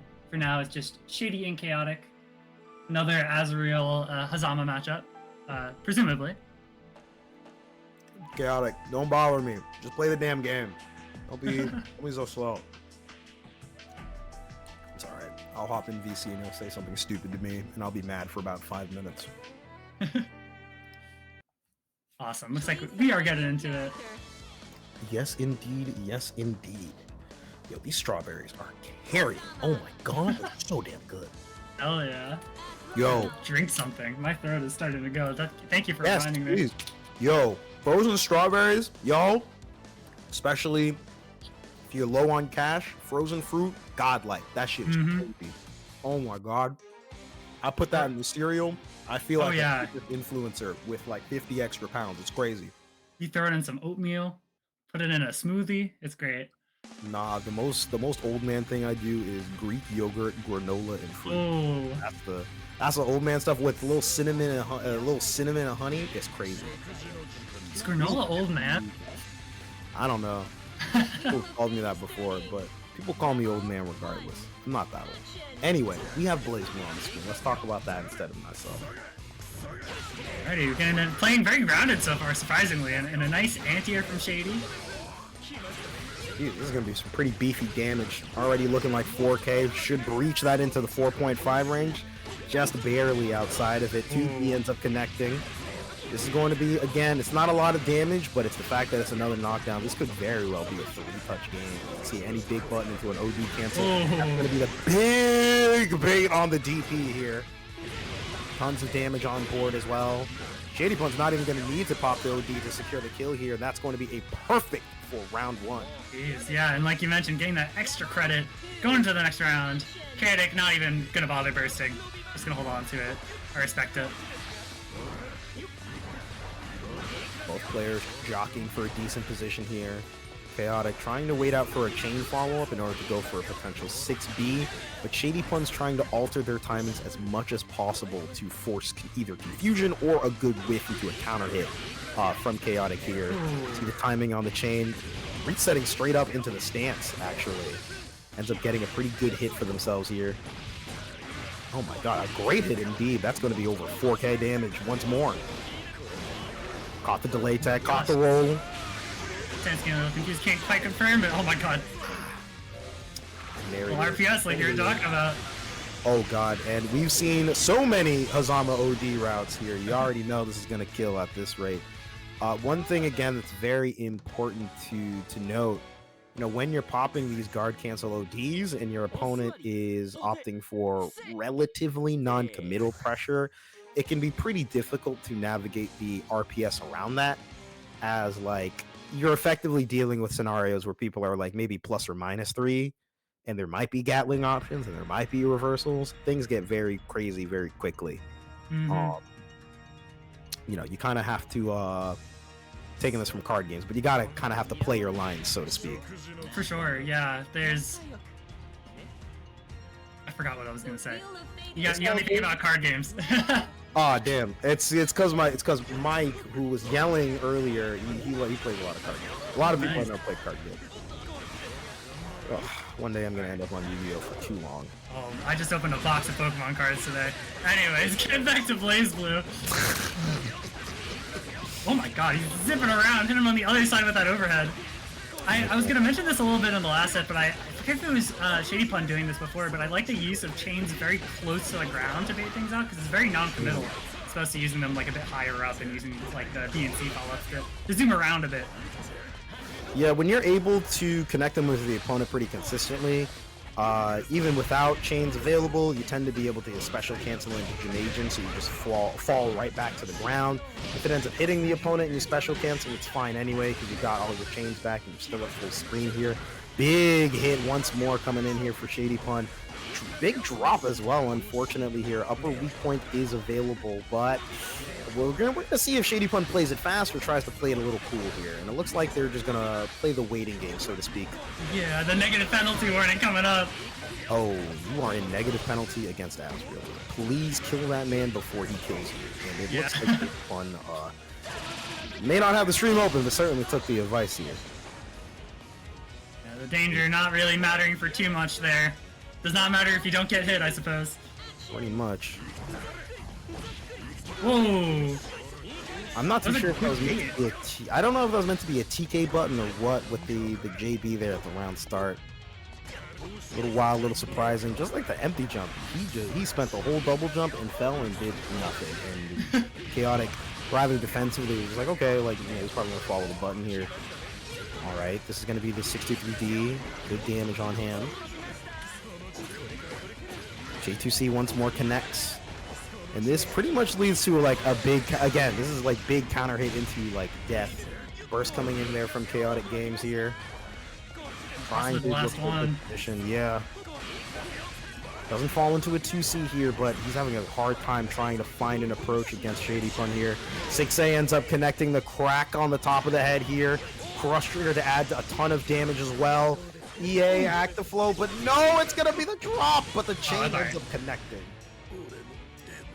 I will amend it. It was a happy little reset, not a drop. Yeah, I mean, in a situation like that anyways, like, it probably would have taken a miracle for that comeback, so you take those very, very, what's the word I'm looking for? Controlling game from ShadyPun. It felt like Chaotic didn't really have a chance to do much in that set. So, great on Shady just for like a taking advantage of the strengths of that matchup, backing up, playing it slow, taking negative penalty even if you need to. Like, who cares, man? I'm not gonna lie, that negative penalty is such a dangerous like scenario. I cannot stress enough that like that was very wild, because again, like as Fuzzama, like you don't even necessarily need to like place yourself into negative penalty. To talk about it a little further, I guess, like the way I think about CF movement is that it's a lot of like ebbs and flows. Usually moving back and forth along the screen until you end up reaching a corner in some manner. And that's partially due to negative penalty and its availability. So you have to be very mindful to like still move forward, whether that's crossing up and going on to the other side of opponents, because like again, cannot state it enough, being a negative penalty against Azrael, who has tier lists for his anti-airs. That's how many anti-airs the guy has, right? It's a very, very dangerous position, because you could very well catch a stray hit and just die. Yeah, absolutely. You won't catch me trying to get myself a negative penalty against Azrael for sure, but you know, ShadyPun felt confident, and you know that's what matters in the end. He got the W. Pretty much, yeah. So as we are moving along in this bracket, we have our next losers quarters match coming up. This is going to be Dawn versus daze. I don't think I've seen these two play, and I've probably seen them play, but it must have been a while. Do you go Jin here? You might go Jin here. Does he go Jin here? I'm a little biased, but is it a Jinny Jin? There's 15 seconds left on the clock. That makes sense, honestly. I thought about the matchups a little bit more. I can see that. Yeah, I'm presuming that daze wants a bit more mid-range control, especially with the ability to 5C counter poke Relius. Having the DP is nice. It's not necessarily, I don't know how I'd wager those, but you know, again, this is one of those we'll get there when we get there. For the time being, though. Yeah, the place we're getting right now is the corner, but daze taking a chance to run out.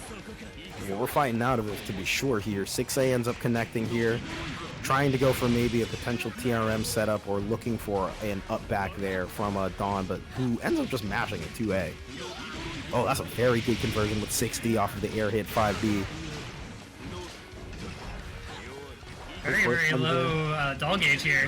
Have to contend with that, but it doesn't matter. We get a nice anti-air. We're going to use that chance to refill all of that meter. Dawn trying to play it safe, and the command grab ends up getting her done. Let me tell you, that move, that 2-3-6D, it's a closer. That is the most close button of all closers. Oh my gosh, yeah. The amount of brackets I've seen Dawn play in, these online brackets where he ends these sets with that is crazy. Like, whoa. Because you deal with Relius, and you're like, okay, it's very risk-averse offense. You know, you're just dealing with some, like, relatively standard strike throw, like, aside from that. And then Ignis reaches her right hand over, and you're like, oh, okay, my fault. That's I didn't know he was married to a grappler. That's crazy. Kinda, yeah. DP's probably out there, but did not end up building any meter to RC afterwards. In fact, the burst afterwards gets baited, and that is unfortunate. That is a clean game one from Dawn here. Yeah, oh my gosh. I feel like outside of that little pressure sequence getting out of the corner, daze didn't really have much of a chance to play the game at all. Yeah, he's queuing right back into it. No wait, no nothing. He is going straight into game 2 here. And again, these guys are fighting for their tournament lives at this point.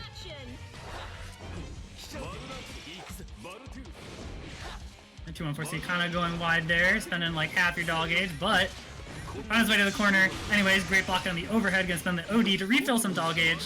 Here comes the second overhead. You've heard about first overhead? He's gonna get the regen, however, off of this. It's not gonna be as much as he maybe would have liked, but this is still a good amount to work with. Oh, the double overhead. Connecting, yeah. Good spacing on the wheel. Jump Not able to cancel. punish it. Things are looking okay here, but daze just really has to get a decent hit in. But 2C surprisingly ends up connecting there. Daze not quite ready for it. Perhaps looking for a spin, looking for a CA, but regardless, the hit is a hit. 6A connects once more here.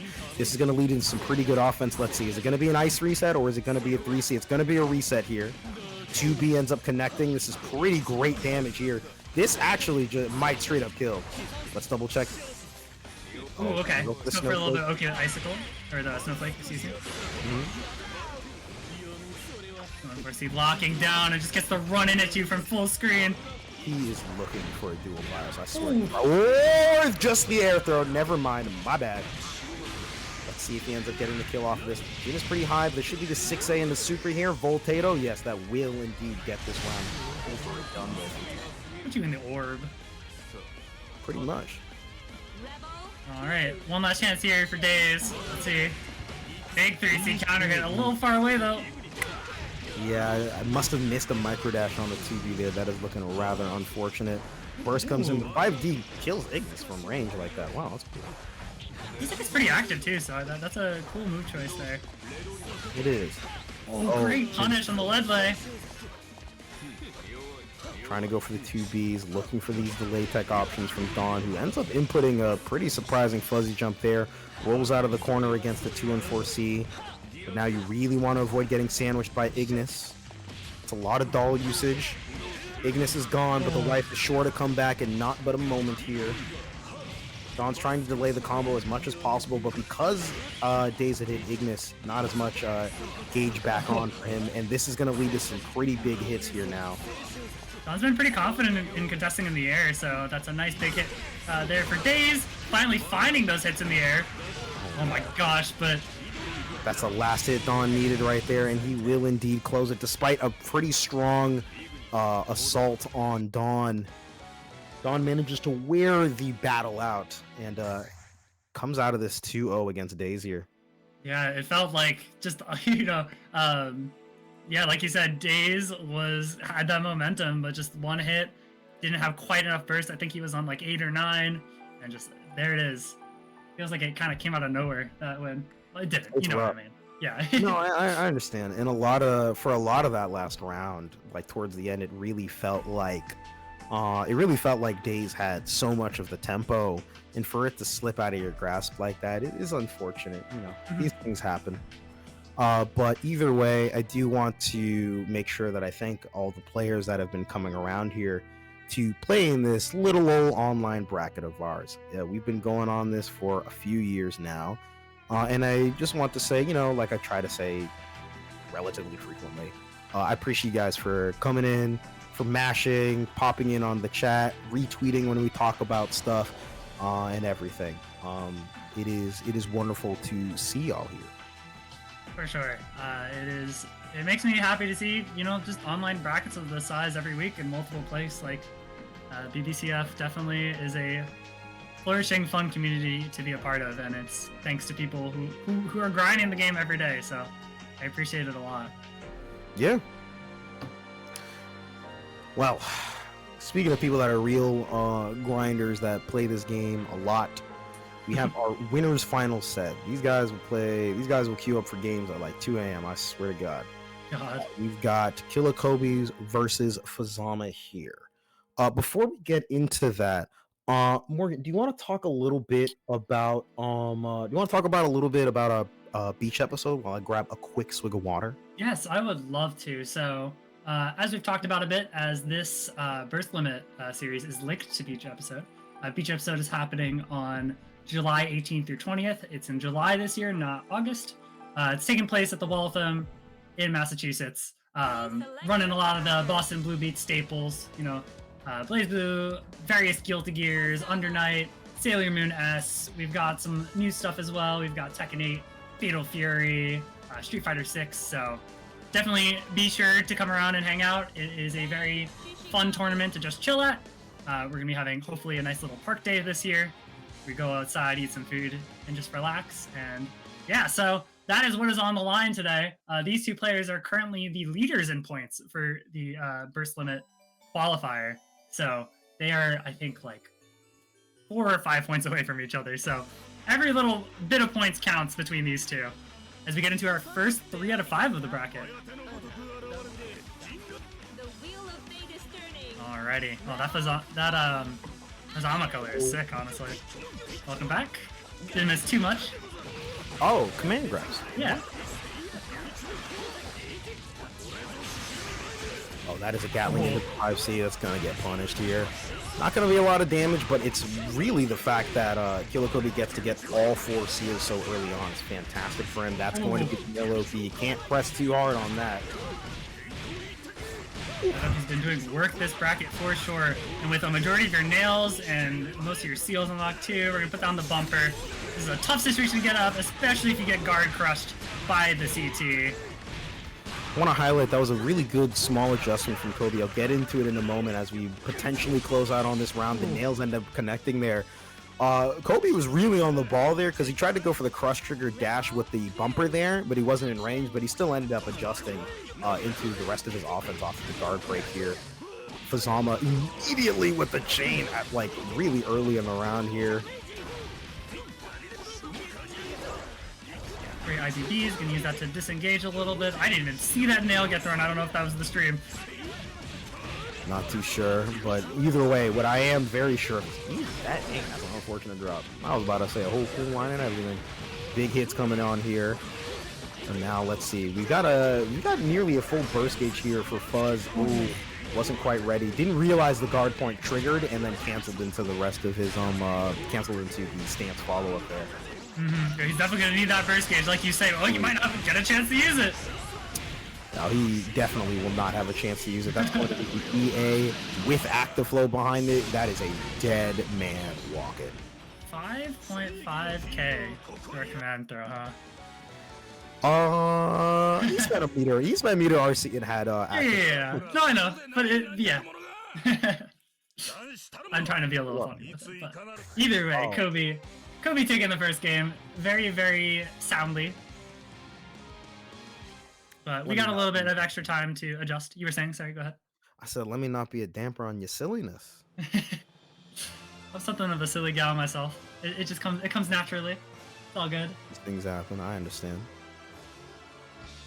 All right. Oh man, these guys really letting the whole intro work. I swear to God, if they're spending this time picking colors, okay, they're not. I was about to say. Early chain ends up coming in there for Fuzzama. Things are looking pretty good for the Snake here. Should be able to get a pretty good knockdown here. This is a nice round start, quite frankly. For sure. He's been pretty good on defense, though. Has turned around in a few different situations. The game's off of that, but taking more than a few hits here before he can get the chance to do so. I did not see what he whiffed. Did he whiff burst? That was a burst. He was like off the screen when that happened. That's crazy. Yes, because that burst was bad. that was just a bad burst. I'm not even gonna front. That one was not good, bro. Caught that jump back too with the chain. Gonna fly in, spend some meter to convert. Not gonna be quite enough to kill, but one guess here. Just back off, respecting that meter maybe. Oh, and the low.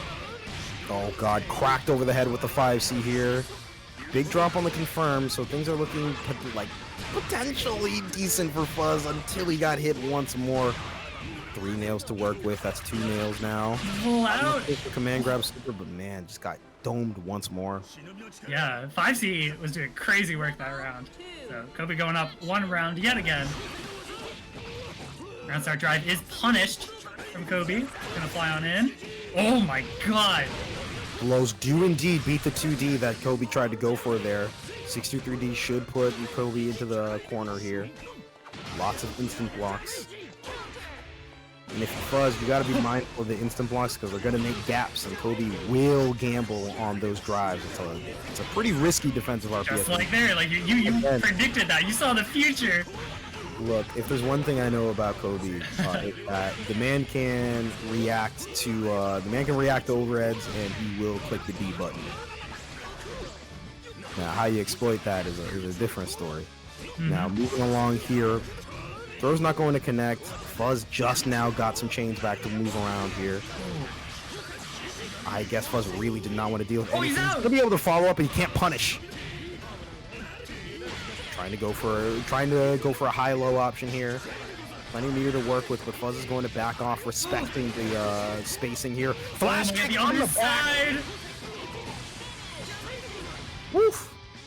Crazy stuff. I love the use of the CA there, just to kind of return to neutral, and felt like Fuzz was trying to force a bit of a scramble there, and it kind of worked out with that reverse hitting flash kick, like you said. I would say both players are scramblers of like a slightly different variety, in the sense that, like, you know, you see Kobe like this, right? He's darting around the screen constantly. He's trying to press buttons. He's trying to like put a ton of nails out, and kind of in the style of Fist. Oh my god, yo, hold on a second. Fuzz is probably dead here. By the way, this is going to be a super. You don't even have enough time to burst, mind you. Jeez. Those were a couple of very beefy hits. Jesus Christ, I forget what the starter even was. 5.6. Yeah, I feel like I blinked for a second. Oh, yeah, he's dead. Okay. I was like in the middle of Tongan. I was like, okay, Fuzz got hit again. Okay, Fuzz got hit. That's fine. Oh, he's dead. Oh, that man is dead. Like legit. I'm like, ah, damn. Alrighty, one last chance here for Fuzzama to get back into it. Kobe on the set point to go to grand finals. God, the stage is so sick. Oh, yeah, it's pretty. Stage. I said stick? Oh my god. Alright, I'm... Whatever mapping is going on with my brain and words here is not there. Great end here. Oh, that's a decent OD here. Ends up getting the jab. Again, the damage here is not big, but... Oh my god. Okay, we're doing the crazy stuff. Oh my gosh. And a drive right back on that OD. I'm not gonna lie, I'm more shocked that he clicked OD instead of just like up backing. What a throw! Okay. Yeah, I feel like we haven't seen the command grab since that early one early in the set, so gonna start representing that option again. That's something I do love about watching Fuzzama play, is his placement of that command grab. That was a okay. The crazier thing was that was a straight up regular defensive throw. Not even his command grab, which mind you is throwing though. By the way, his command grab. But like, yeah, no, you're good. That was just like, that was. I was very surprised by that. Okay, is he gonna 5C or is he gonna respect the EA damage? He's gonna back off. Actually, he's smarter than me. But now you got to deal with Bang sprinting around the place with 4 seals. He's gonna hit you. I'm sorry, he's gonna hit you. You got Not even the slipperiest of snakes, Fuzzama, can get away from Bang when he's in that state. Unfortunately. Gonna go on to set point in rounds. Oh my god. A little tough to convert, but it was still cool. Standard pressure, but you see how Fuzzama has a hard time dealing with barrier, where the Kobe's trying to push Fuzz out, and Fuzz in kind is trying to respond with an up back chain to catch some of Kobe's responses. Great TRM here from Fuzzama as they continue on with this excellent offense here. Yeah, definitely. Like you've been saying, the back and forth between the defensive and offensive options is very interesting. We're gonna... Okay. Sliding across the screen. I didn't even realize how we got to mid-screen, and we're back in the corner again. Mind you, half that reason that happened was because Kobe was flashing more than an ambulance. And oh my god! Again, yeah, it's like you say, the IV into drive doing work. Counter hit chain is also... Oh no. That is a really, really big drop. You're going to deal with a Bang that has OD in his back pocket with the maximum timer, active flow as well. All 4 seals. 100 meter. Oh my god. I don't know if we're going to see a dead guy, but it's going to get pretty close pending this not dropping here. That's one drive. That's a... the amount of drives is going to happen. Double super setup potentially here. Yes, this should indeed be a double super. Active flow's no longer around, but let me tell you, with a starter like this... Wait, this might not actually kill. Okay, this is likely going to lead to a final knockdown, but I'm not too sure. Take him to the corner. It's not going to be it. Wake up OD, maybe. Yes, indeed. It comes out, and it's going to be the attention gets blocked, but great awareness, and yet Kobe, in kind, it goes for the explosion. Yeah, God, what a... The fact that you're able to keep up with that and still commentate it like coherently is absolutely crazy. Because I was just like, what? What's going on? I have watched these people fly across the screen, seeing too many damn buttons at this point. But to kind of break down again what literally just happened there, that was a Hotenjin that ended up getting blocked by Drive, which then Fuzzama recognized and rapid canceled. As Kobe went for the explosion. And I couldn't tell if Kobe RC'd the explosion there, and then in the resultant craziness, Kobe ended up getting the hit there. I think it was just the explosion, but I could be mistaken. I didn't think he built up that much meter. But either way, still a crazy, just back and forth in like a half a second of just reversal option versus invuln. Kobe says he did gapless low after the explosion. He didn't burn the bar. Gotcha. That makes sense. Oh, okay. But yeah, one of the big things in that set that we saw as we're growing into this next set, it was a lot of usage of instant blocking on Kobe's part, right? You know, we've been talking a little bit about how IB can sometimes create gaps with which Bang can use drives for, especially if you're trying to stagger your pressure. But Barrier and IBB in particular are really great for pushing Fuzzama out, which makes it much easier for people to either escape his offense or to generate certain whiffs or make him, 2-3-6A or 3C early on. There's many aspects to it.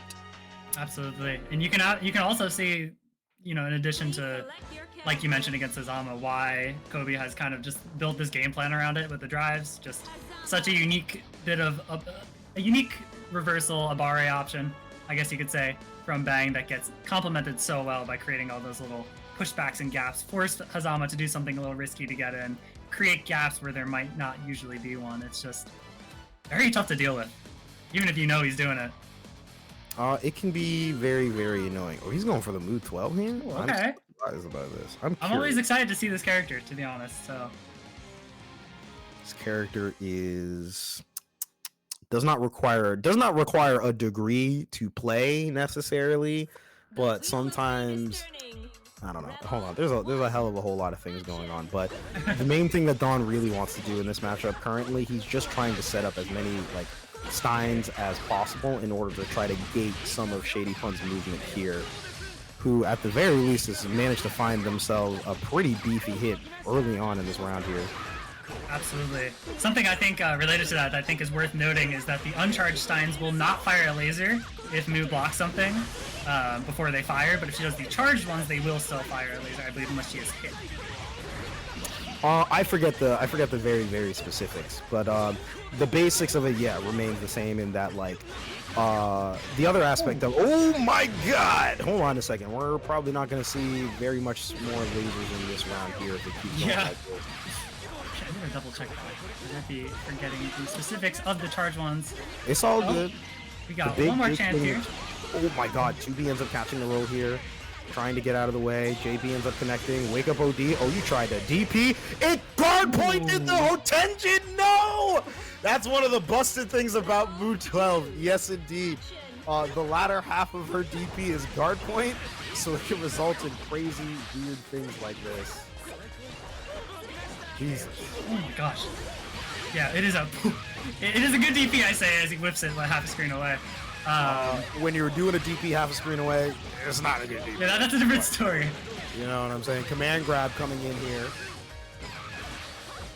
Some solid follow-ups, but drops on a combo. I think it's because maybe the stance messed up, regardless of the fact. Dawn is immediately taking aim with this offense here in the corner. Things should be good. Doesn't go for the SOD Oki, goes for the empty jump low, in fact. It's going to lead to pretty much the same Oki setup pending any drops. Things are looking pretty good here. Pops the OD as well. Should be able to double super, in fact. That's a lot of meter to work with. Plus the active flow. This is certainly going to get 7k damage. That's it. That's super so sick. Gosh. So I did double check because I like being correct in correcting myself. So the charge only changes the tracking of the lasers. They are still stopped from firing if Moo blocks, but they just will track and realign better if she charges them. The wheel of fate Yeah, is and then on top of that, the fully charged Steins also have longer range in general. We haven't really seen that come into play very much. These guys have truly been scrapping. Wow. Yeah, That no Stein time to is- really put them down. That Stein is actually super bonkers. I will talk about why that Stein actually just screwed over ShadyPun massively in a moment, maybe after the set, frankly. But that one was crazy here. Ooh, Tries to chain in, great but 6A. yeah. Oh my gosh, the signs could not help her. I'm going to the corner. Yo, I'm watching these guys go on the screen. Oh, the second in a 6B, the classic. So hard to react to. Yeah, you gotta recognize the spacing and try to play it accordingly. Once again, the empty jump low connects here, yeah. Things are looking good. This is probably a double super without any OD. For a villainous He's still character, that is- coming. yeah, for a villainous character, that is quite the hero burst attempt, and unfortunately, ShadyPun is going to fall in the round here. Dawn is sitting rather quickly at set point here in our loser semi-finals match. But let's see what Shady has to say with it. Getting a starter like that is certainly a good way to start off this round. I'm just jumping out. Throw attempt on the Oki. Not quite working out. I'm back to neutral. Oh, great. Oh my gosh. Great use of that DP like we've been talking about, but not gonna help there. There's one last burst possible here. Oh my god, it wall bounced from all the way over there. 6C is kind of a good button. Yeah, that's another we'll talk about later. Oh, messing up that oak is actually super crucial, but again, yet another NDP. How did you even end up on the other side of Yeah. it? That was super weird. Ikutachi is quite the super. Do you get double super from this range? my gosh. Yes, you do indeed. Okay, it was just on the tip, and Don going to take this 2-0. Making And great what use felt of like that. and that felt like a very, very fast set. I'm not gonna lie. Mm-hmm. I very much agree. You said you had some things you want to mention about that set, though? Yeah. What was I even gonna talk about? We were talking about I don't remember. Steins, and we were talking about something Oh. else. Yes, Yeah. I remember at least one of them. Okay, so a quick little breakdown here. In game 2, round 1, that like Stein set was actually really messed up with how it ended up getting timed. It's very common to look for an overdrive when Moo goes for 6C because Moo 6C has mad startup and mad recovery. It's hella punishable, right? Mhm. And going for OD into chain is really good there, like ostensibly fantastic. But because the Stein was set and Dawn was never put in the block stun, it ended up resulting in the Stein firing off at the exact timing that Shady wanted to throw a chain, which meant that instead of punishing Moo 12 with massive damage, he ended up having to just, or rather they had ended up having to like back off. I don't know Shady's pronouns, but yeah, like it was just very, very crazy. Gosh, I didn't even notice that in the moment. Yeah, it's Wild. one of the very messed up things about Stein sets. You have to track many things on the screen at Mhm. once. He doesn't have a rack.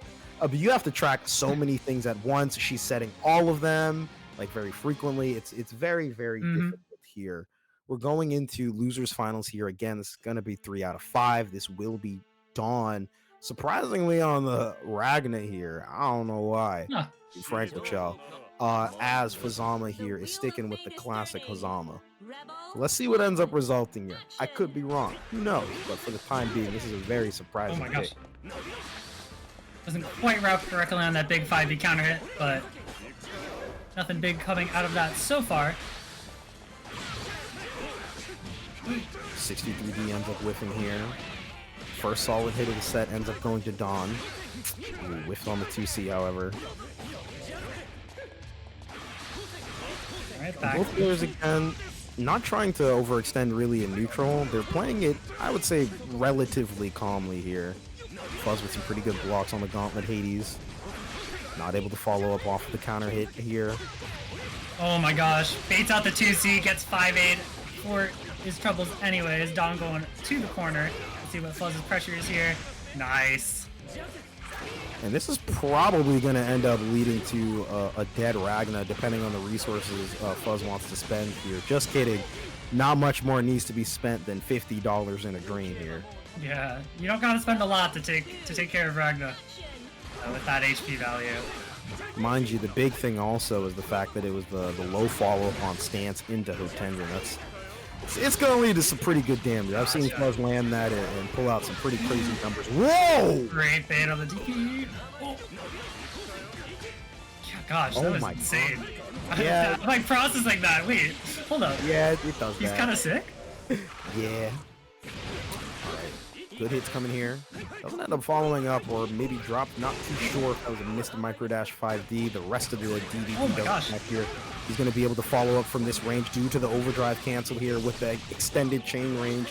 Tries to extend the combo as much as possible. Ends up leading to a drop. No DP coming out here from Don, which I'm frankly surprised. I'd be mashing that. Maybe I died, you know. 2D ends up connecting here from that range. Good hits. It's going to be a bit of health back, so Don's going to be able to survive like an extra scrap or two, but it really depends on what ends up happening. Oh, here. 6D connecting. Crush Trigger to put a little extra lead on it here. Goes for the super as well, and that will indeed be a dead Fuzzama here. Nice stuff. Going on the board with Ragna. Rebel 3. But let's see what comes up here next. Overdrive's about to Jump back drive, the classic. Yeah.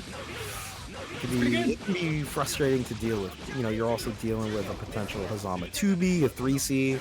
So sometimes the decision can be tough, but that DP is very unfortunate to say the least of it.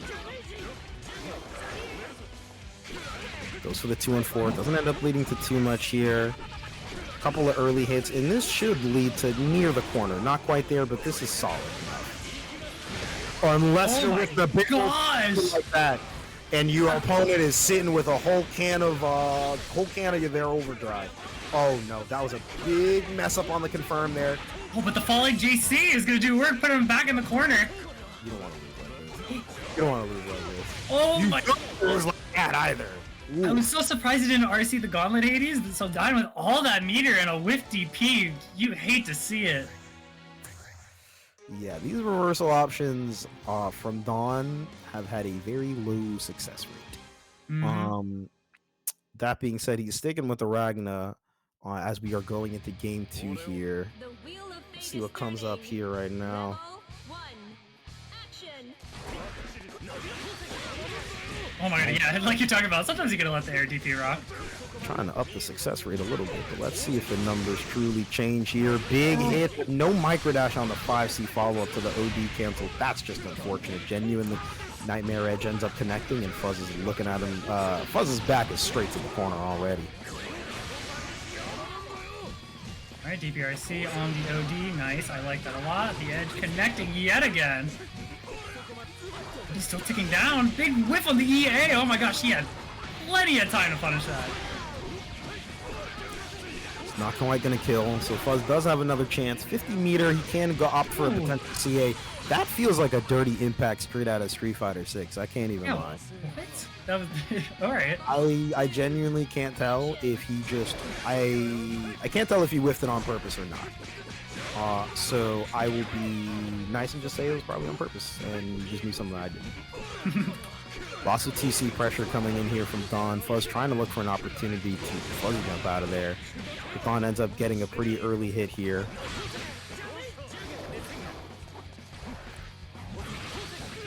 Fuzz trying to play at range. 2 and 4 connecting from downtown. My God. And the flash kick as well. Burst is coming online for Dawn rather soon. We're going to see if it ends up getting out or something else, but the mash on the 6A is great. No fear. None at all. Okay. Fuzz content to just stand here and block. Even getting tagged by 5B, and again the overdrive hitting that far poke into the Hotengen. Timer on that active flow, actually. Keep in mind that active flow is not going to go away so long as Fuzz has overdrive, manages to slip in the OD super just in time.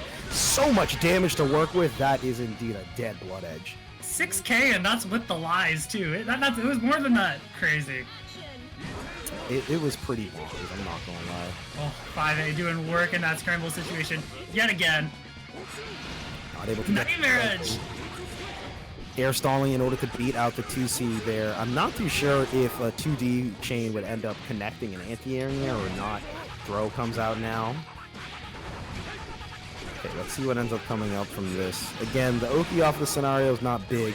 Overdrive on both sides. We see it come out there from Fuzz. The belligerent DP comes out once more in this type of scenario. Fuzz finds himself out of the corner and he did quick rise 5A off of a counter hit blood sight. You are nuts. Alright. All those chain stocks, we're spending all of them and they're all gone as he gets hit by the Nightmare Edge yet again! Yeah, he kept looking for the big hit right there off of the chains, but because he ended up running out of it, he couldn't whiff cancel the chain to either go back or fling himself out like he had just earlier. Because he had continued using those chains and wasn't as mindful, and Dawn was just slippery enough, it results in a big whiff like that Dawn was able to capitalize on. Gotcha. Yeah, definitely. That's the piece of advice as someone who's still learning to navigate the Fuzzama matchup myself. That's the biggest piece of advice that I hear. You gotta just make the chains whiff, you gotta make him spend his stocks, and you know, it really felt like Don threaded the needle there, just jumping around looking for his chance. Yeah, I can have marriage here. That was my chance. And if there's one thing about Fuzzama, you know, out of the Fuzamas we've seen, he leans pretty heavily in terms of using chains very actively in order to try to command movement.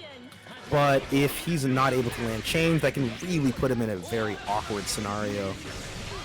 Quick EA coming out here. That's a pretty big resource to spend, but the active flow is going to make it a little less, a little cheaper, so to speak here. Whoa, I did not know Fuzzama got that. Confirm off that kind of hit. Yeah, a normal hit? It was pretty high too. There's the TP right back on the command throw. So looking pretty good here. I think I could only assume that was an accidental special that came out there. Nice. But Dawn on the ball manages to get a pretty good hit here. This is going to lead to some pretty good damage. Active flow on his side as well. Pretty beefy hit into OD will get the job done, but it's going to be tough. Fuzz opting to mash out there. No fear in his heart whatsoever. Oh, that's a dropped combo, mind you. You didn't even need to burst! You didn't need to burst! Gauntlet Hades whiffed on the wake up, didn't quite hit meaty, and very good awareness from Fuzzama to just mash 2A and punish that while Ragna's in that airborne state.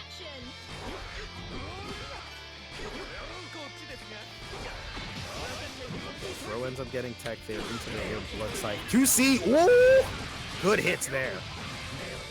Fuzz isn't going to be able to take it straight to the corner, but this is going to lead to some pretty great damage. And his position is still pretty ideal, all things considered. 2 and 4B ends up connecting, but it's going to be the Nightmare Edge. It's shifting Dawn's hurt box far and away from the 2C anti-airs that Fuzz is trying to go with. PRM setup inbound, but Fuzz is pretty wise to it. Ends up getting the tech there. Let's see, and again, this is pretty great. Dawn is considerably in the lead, I would dare say there. Good barrier on the crush trigger attempt. Active flow is available, but again, Dawn is a little too close to the ground, so that Nightmare is going to put in some work. Dawn's air stalls have been making it very, very hard for Fuzz to like try to pin him down. Oh my gosh. Yeah, and like... Gosh, wait. I just wanted to watch that pressure sequence before I kept yapping. Dawn gonna take that round. Tie up the rounds. Yeah, like that is one part about Ragna that makes it very fun for me to watch him, is just his variety of air movement options and air specials that he can use to just kind of like wiggle around in real interesting ways to like that. Good pick up the 2C. Surprisingly doesn't end up connecting on time for the anti-air here. Okay, caught low. And that's a relatively surprising burst here coming out from Dawn. Retention's coming out, that's active flow generated here, but there's not a lot of meter to play with, and Fuzz is probably not going to get OD in time in order to confirm it to a grounded EA, but that doesn't matter. He gets the kill regardless. Yeah, going up 2-1 in the set. God, this has been very close. Yeah, I'm surprised, and mind you, Dawn immediately going for the Ragna, so he is stuck on Ragna for the rest of the set. The wheel of Let's see what comes up here. Rebel Again, the Ragnar's been working out better than, I'll be honest, I was expecting here, but Fuzz still managing to pull out some of the games right now. For sure. JC connects but a little too high on the 5A. The falling JB off of the forward air tech is still good to go. Ooh. Great use of the special cancel to fall to the ground there and hit with another chain as Don was trying to navigate around. The name of that special, but oh, there's the burst. That's very, very good. Like, I cannot understate it. If either of these players are bursting, they are throwing the guns across the canyon. For like, sure. it is no longer available. Speaking of which, Oh! somebody's trying to fire off. Crush trigger connects as well. Active flow. This is going to be a boatload of damage. This is more than likely going to kill outright. Were it not for that perilous drop here. This is looking very unfortunate. The Gauntlet Hades catches Fuzz off guard here. This isn't quite going to be enough damage to kill, even with the Carnage Scissors, but it's a last hit scenario. OD's already available once again for Fuzz, who uses it immediately. Oh! The DP is not going to work out there. Yeah, full send, but no, I was like, wait, he does have meter, right? And sure enough, he did not.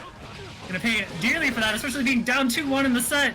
And Fuzzama immediately just taking the control over this game in the momentum. Play with all the cojones you want, but sometimes you're gonna get smacked up all the same.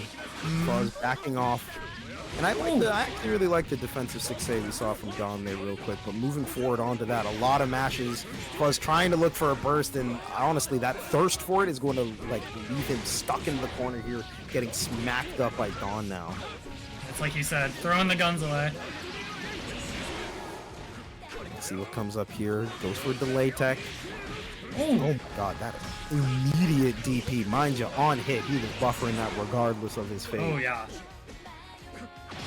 CA's available, TRM doesn't work out. Back to flow's triggered, very nice OD, but again, that Nightmare Edge air stall is proving very troublesome for Fuzz, who finds a Hotenjin out of nowhere. He can keep this very burst safe, but will it let him cash out on damage? Not quite, but getting the burst out of Ragnar in this scenario is fantastic. Even if Fuzz loses here, it's A-okay. You managed to deprive Dawn of the burst here. Rebel. Yeah, definitely, and that's going to be a big resource advantage carrying over between rounds. Gonna have to approach this a little carefully and not get hit by the flash kick, but it's all okay. No, there we go. A few little drops, but that's quite all right. So even like dropped combos do so much on Ragnar too. Already at like 2/3 HP. And so, if you're Fuzz, you don't necessarily want to give Dawn these kinds of opportunities. Especially with some of like the movement options in the air, it can get a little dicey, right? You know, while these games have been in Fuzz's favor, this can get a little crazy. It's some decent movement here. Dawn manages to place Fuzz right into the corner. Fuzz does have access to wake up OD. Let's see if it comes up here. No dice. The 6D connects. I didn't even see what he was doing to get hit by that, but not too sure myself here. But regardless, we're back into the corner. Caught Fuzz trying to mash on the TRM looking pressure here. Oh my god, that's a big hit! No, he just shows us RC! Yeah! Oh my gosh. He's gonna look a little crazy here. Lots of meter to play with. Fuzz trying to be a little cheeky with it. The counter assault is not gonna work in his favor. That's so many resources in favor of Don here. It's not a matter of if, it's a matter of how, and Don manages to keep it close here with a 2-2 in this set. Jeez, yeah. I don't want to harp on this point, but I did not expect the Ragnar to be making it this far, but Don is like, Morgan, shut up. Shut up. My Ragnar cooking. Jeez. Perhaps. As we're moving on here again, this is the last game of this set. No matter what, this will determine who ends up fighting against Kobe here in grand finals for this week. Finishing this with Caddis Carnival. The song goes hard. It is what it is, dude. Good early hit for Dawn. That's going to be the wake up OD. Still trying to go for the throw. I'm really surprised by that, actually. Once again, I cannot speak to it enough. The Nightmare Edge, the air stall, it's been working out very well for Dawn, and Fuzz has not been able to adjust. It's been an extremely potent opener here for Dawn, like repeatedly. Another good early hit here, Morgan. This is looking dicey. Yeah. I cannot tell. The active flow is not really getting slapped out of it. Slap the active flow out of this man.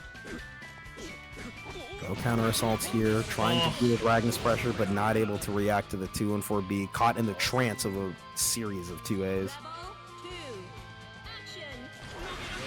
Yeah, that mental stack absolutely adding up. Oh my god. Help him! He's stuck in the air! Oh no, not able to get the rest of the confirm there. Left at only 2.6k. That's about $1 in a dream here. Yikes. This is not looking good for Fuzz. It's looking like he might just fall here, but let's see what comes up. The DP goes unpunished. It's rough here. Backs off of the 2C at range and yet another Nightmare Edge. I don't know how many times I can say it, but it has been proving very, very useful for Dawn here. OD's available on both sides.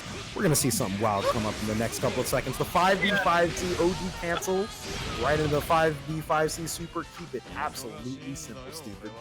Yeah, you say we're going to see something raw here as Fuzzama gets 5 beat in the face out of Overdrive. Is very funny. I thought it was going to be very nuts. I cannot lie. That was pretty nuts. I don't know. How does it feel to have the gift of Apollo? The prophecy. It's an average day, I guess. Not that I'm used to it, but I'm like, okay, you know, we move forward. Yeah, we got visions and stuff. Nice stuff though. Don going to move his way over to Grand Finals to face Killakobi. Fuzzama is going to be denied of the ability to challenge again, taking a very respectable third. Yeah, we will have to see them next week. Now again, folks, we're going into our grand finals here with Kobe on the winner side, Dawn on the loser side. You know how this goes. It's 3 out of 5. 2 sets for loser side to win here. I'm curious to see what kind of set we're gonna end up seeing here, but in the I don't know what's gonna happen. I can't lie. I am curious myself, but in the meanwhile, while we grab our players, we're going to do one last little ad read. As a reminder, you are watching Burst Limit, a series where players compete for points to qualify for a chance at winning a full expense paid trip to Beach episode, Boston Blue Beats July major.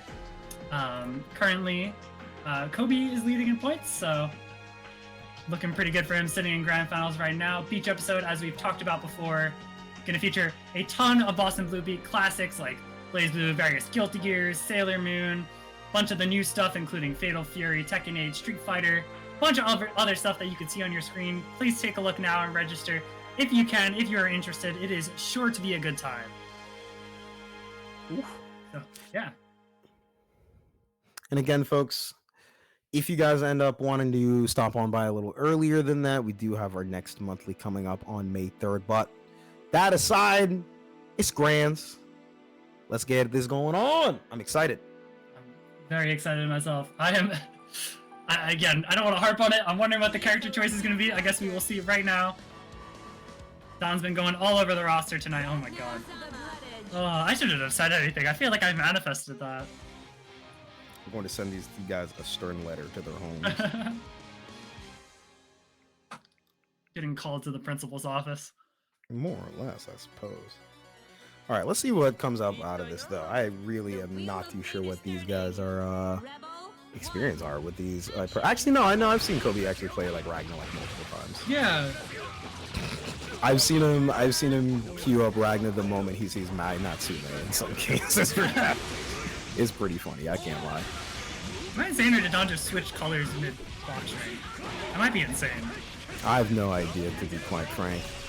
Pretty beefy hit here with the OD confirmed. Goes into the throw as well. Things are looking pretty solid here. Alright, this is going to be pretty good damage overall.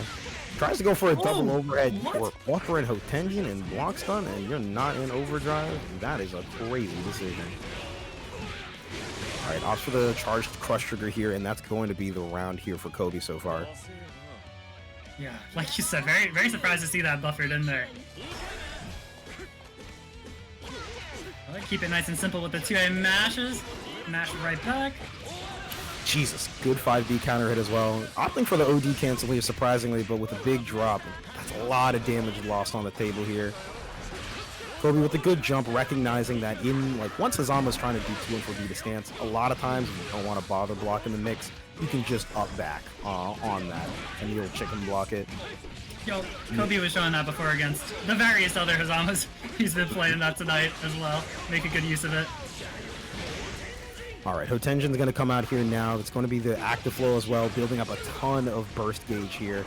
Not going to be able to use it for this potential, not going to be able to use it for the rest of Confirm here. Big OD on the command grab opportunity here. That's a lot of timer on it as well. Yes, he's going to get a ton of HP back, plus going to be able to end with the Powered by Darkness. That's going to put him over 30% right there. That's a lot of life. Yeah, that OD DBD is nothing to play with here. Much like the quick Hotenjin confirmed here as well from Don. Trying to pop OD himself. Let's see if he's got it or he drops it. Looks like he ain't got it quite yet. Where's he running? He's gone. Oh my god. Oh my god. Cross of DP. You know how it is. And that's going to be game 1 for Kobe here. Yeah, gosh, I gotta try to gather my thoughts, but we're getting to the end of the night. My brain's slowing down. So much exciting BlazBlue tonight. Do you have any thoughts? What we just saw? It was pretty high speed, but I would say overall, like, again, like, kind of the damning part of it is just like Don dropping some of these like OD confirms, because like again, we've seen time and time again in this bracket in particular how much a Fuzzama overdrive can like greatly change the pace of a round, a game, a set. And being unable to capitalize fully on that damage is very rough. Absolutely. I totally agree, but Don has some time to lock things in. Not as much time as Kobe has, but... Things are looking pretty chill so far. That's a lot of up back chain. I'm more surprised that Kobe hasn't opted for anything. A very wild Hotenjin comes in. You gonna burst on that Hotenjin? That's surprising. Let's see how it comes out though here. Decent early hits here, and this is going to lead to almost 4k damage. Not a lot of resources on either side here. The 2D and the 6D rather ends up beating out the 2A mash as well. Things are looking quite nice for Kobe, but it's going to require one more hit to get the kill. Tries to go for the RC. Very interesting mix up there. He's trying to mix between like an RC into maybe either a JA or an air dash overhead and the empty jump low, as we saw there. Just a couple of big whiffs, quite frankly, into the throw here.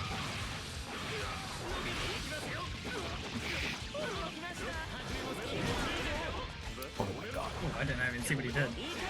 I wonder if he tried to up back and then the input became maybe like a button or something, and that resulted in a counter hit. Because that was an air hit on the on that there, which I was rather surprised by.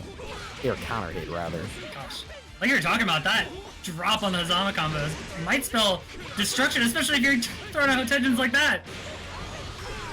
Yeah, I'm not gonna lie, these Hotenjins are not it, to be quite frank here. Oh, and like you said, go for the other option from that mix. He wants that zero so bad. Yeah, he's really trying to like get an option out of it. That's, oh, I could have sworn that was, no, that was the start of his regular dash here. Couple of instant blocks, but the ends up connecting. That overdrive is going to go absolutely unspent for Kobe here. Tying things up. Don on the board. Kobe just says my EA in chat. Jeez, bro. They took my EA. Nice air throw. Like, yep.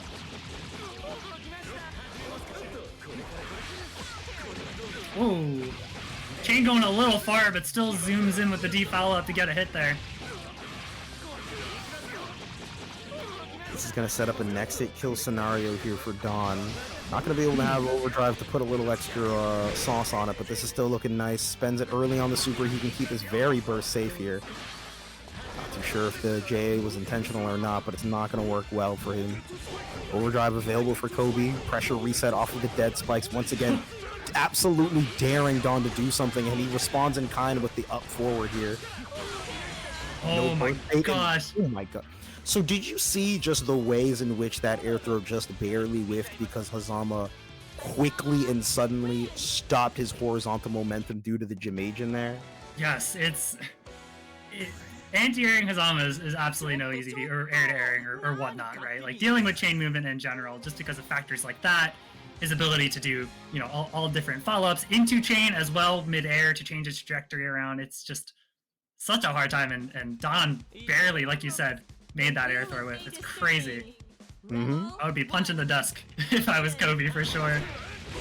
Like, man, I was right. ID will successfully here. Getting the early burst out of Don is pretty great for Kobe here. Both players swinging the fences here, quite frankly. Jesus Christ. Speaking of which, DP following up after that interaction. Big crouch hit here. Gonna go all the way to... Oh, little drop there. Oh, the little delay too after the run up after the RC. Crazy. It is, it really gets you. More than you'd expect, dog. Ragnar's scary. I don't like when Ragnar's in my face, personally. Me, personally, I'd rather not be there. I'd rather be anywhere else. That DP hitting after the chain movement yet again. It's pretty funny, I can't lie. It's more funny. We'll see if Don's gonna be looking for that in future interactions after a blockchain. He's gonna be looking at that foot in his face, jeez. Yeah, he's been getting stuffed in a couple of interactions here. I wonder if Kobe's gonna opt for a little bit of delay 2D. It would definitely stuff a lot of the up back attempts from Don in there. You see him immediately like holding barrier and then like up backing for dear life. I don't believe this will end up leading into a kill, but I could very, very well be proven wrong here. Let's see what it looks like. It's going to be the EA. There's active flow behind it as well. Not quite going to be enough. Yeah. And anything will get it done. 6B ends up having just big enough of a gap for Hotenjin. Active flow on the sides of both players, but it's going to be Don tacking on that extra damage here. It's like half of his life gone. The jump out is going to... Oh my god, the 5C slapping the top of his head.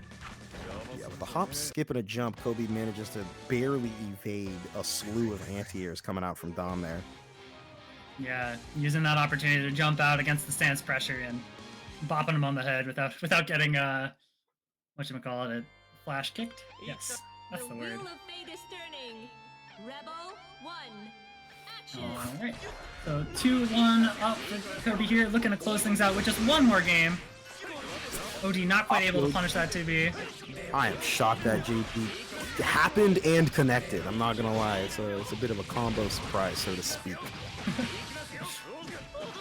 Oh, Don not quite there with the second with the chain follow-ups here.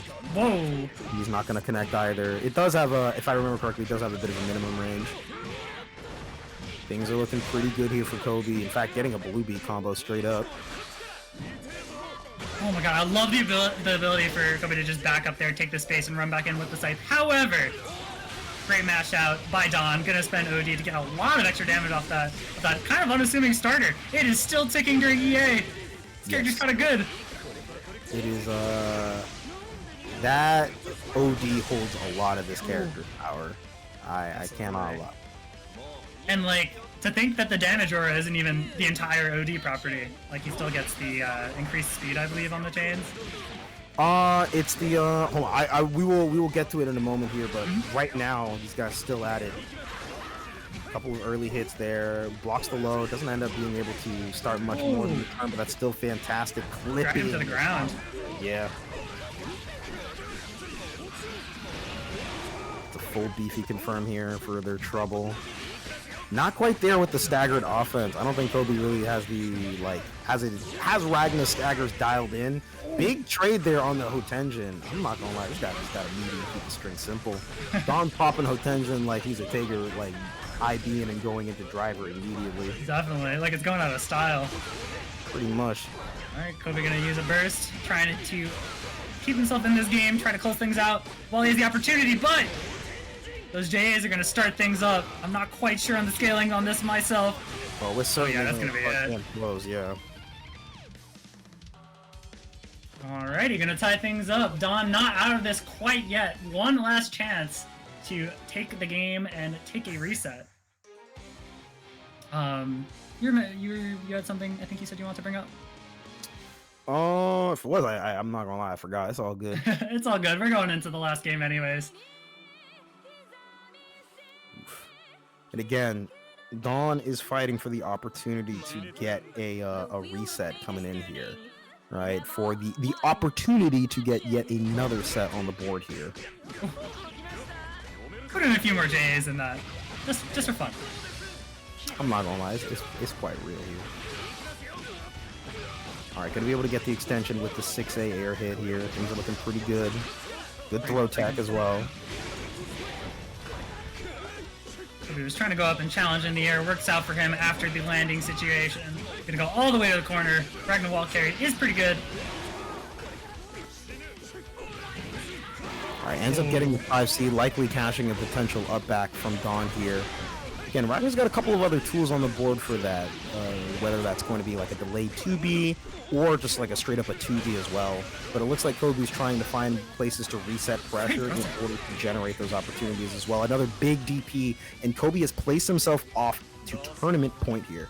Yes, those DPs on the landing situations after chain and then have just been really belligerent, and I feel like Don hasn't done enough to deter them from Kobe.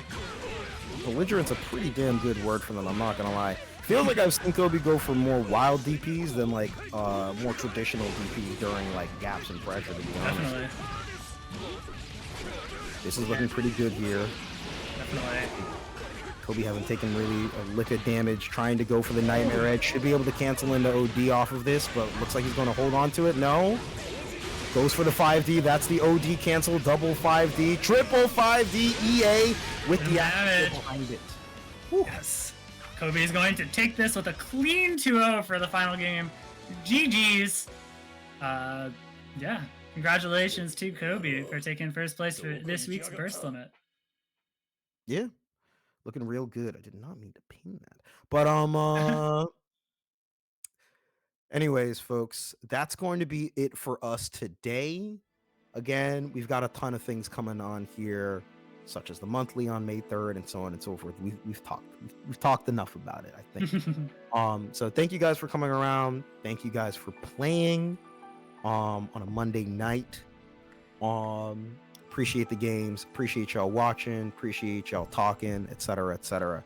Okay, we're gonna go off to Impurus Club to raid. They're playing Type Lumina. I know that Imp started some more of the WASD stuff back up as of late, so we're gonna send y'all off over there. I want to go to bed. Very, very fair. I just want to say to Udo, thank you for filling in on comms tonight. It was fun to commentate with you as always. Yeah, and like you said, thank you to everybody in chat, everyone who played. It was a very enjoyable tournament to watch. Yeah, hope you guys have fun in Impurus Club stream, and thanks again. Yeah, be easy and be safe, y'all. Later.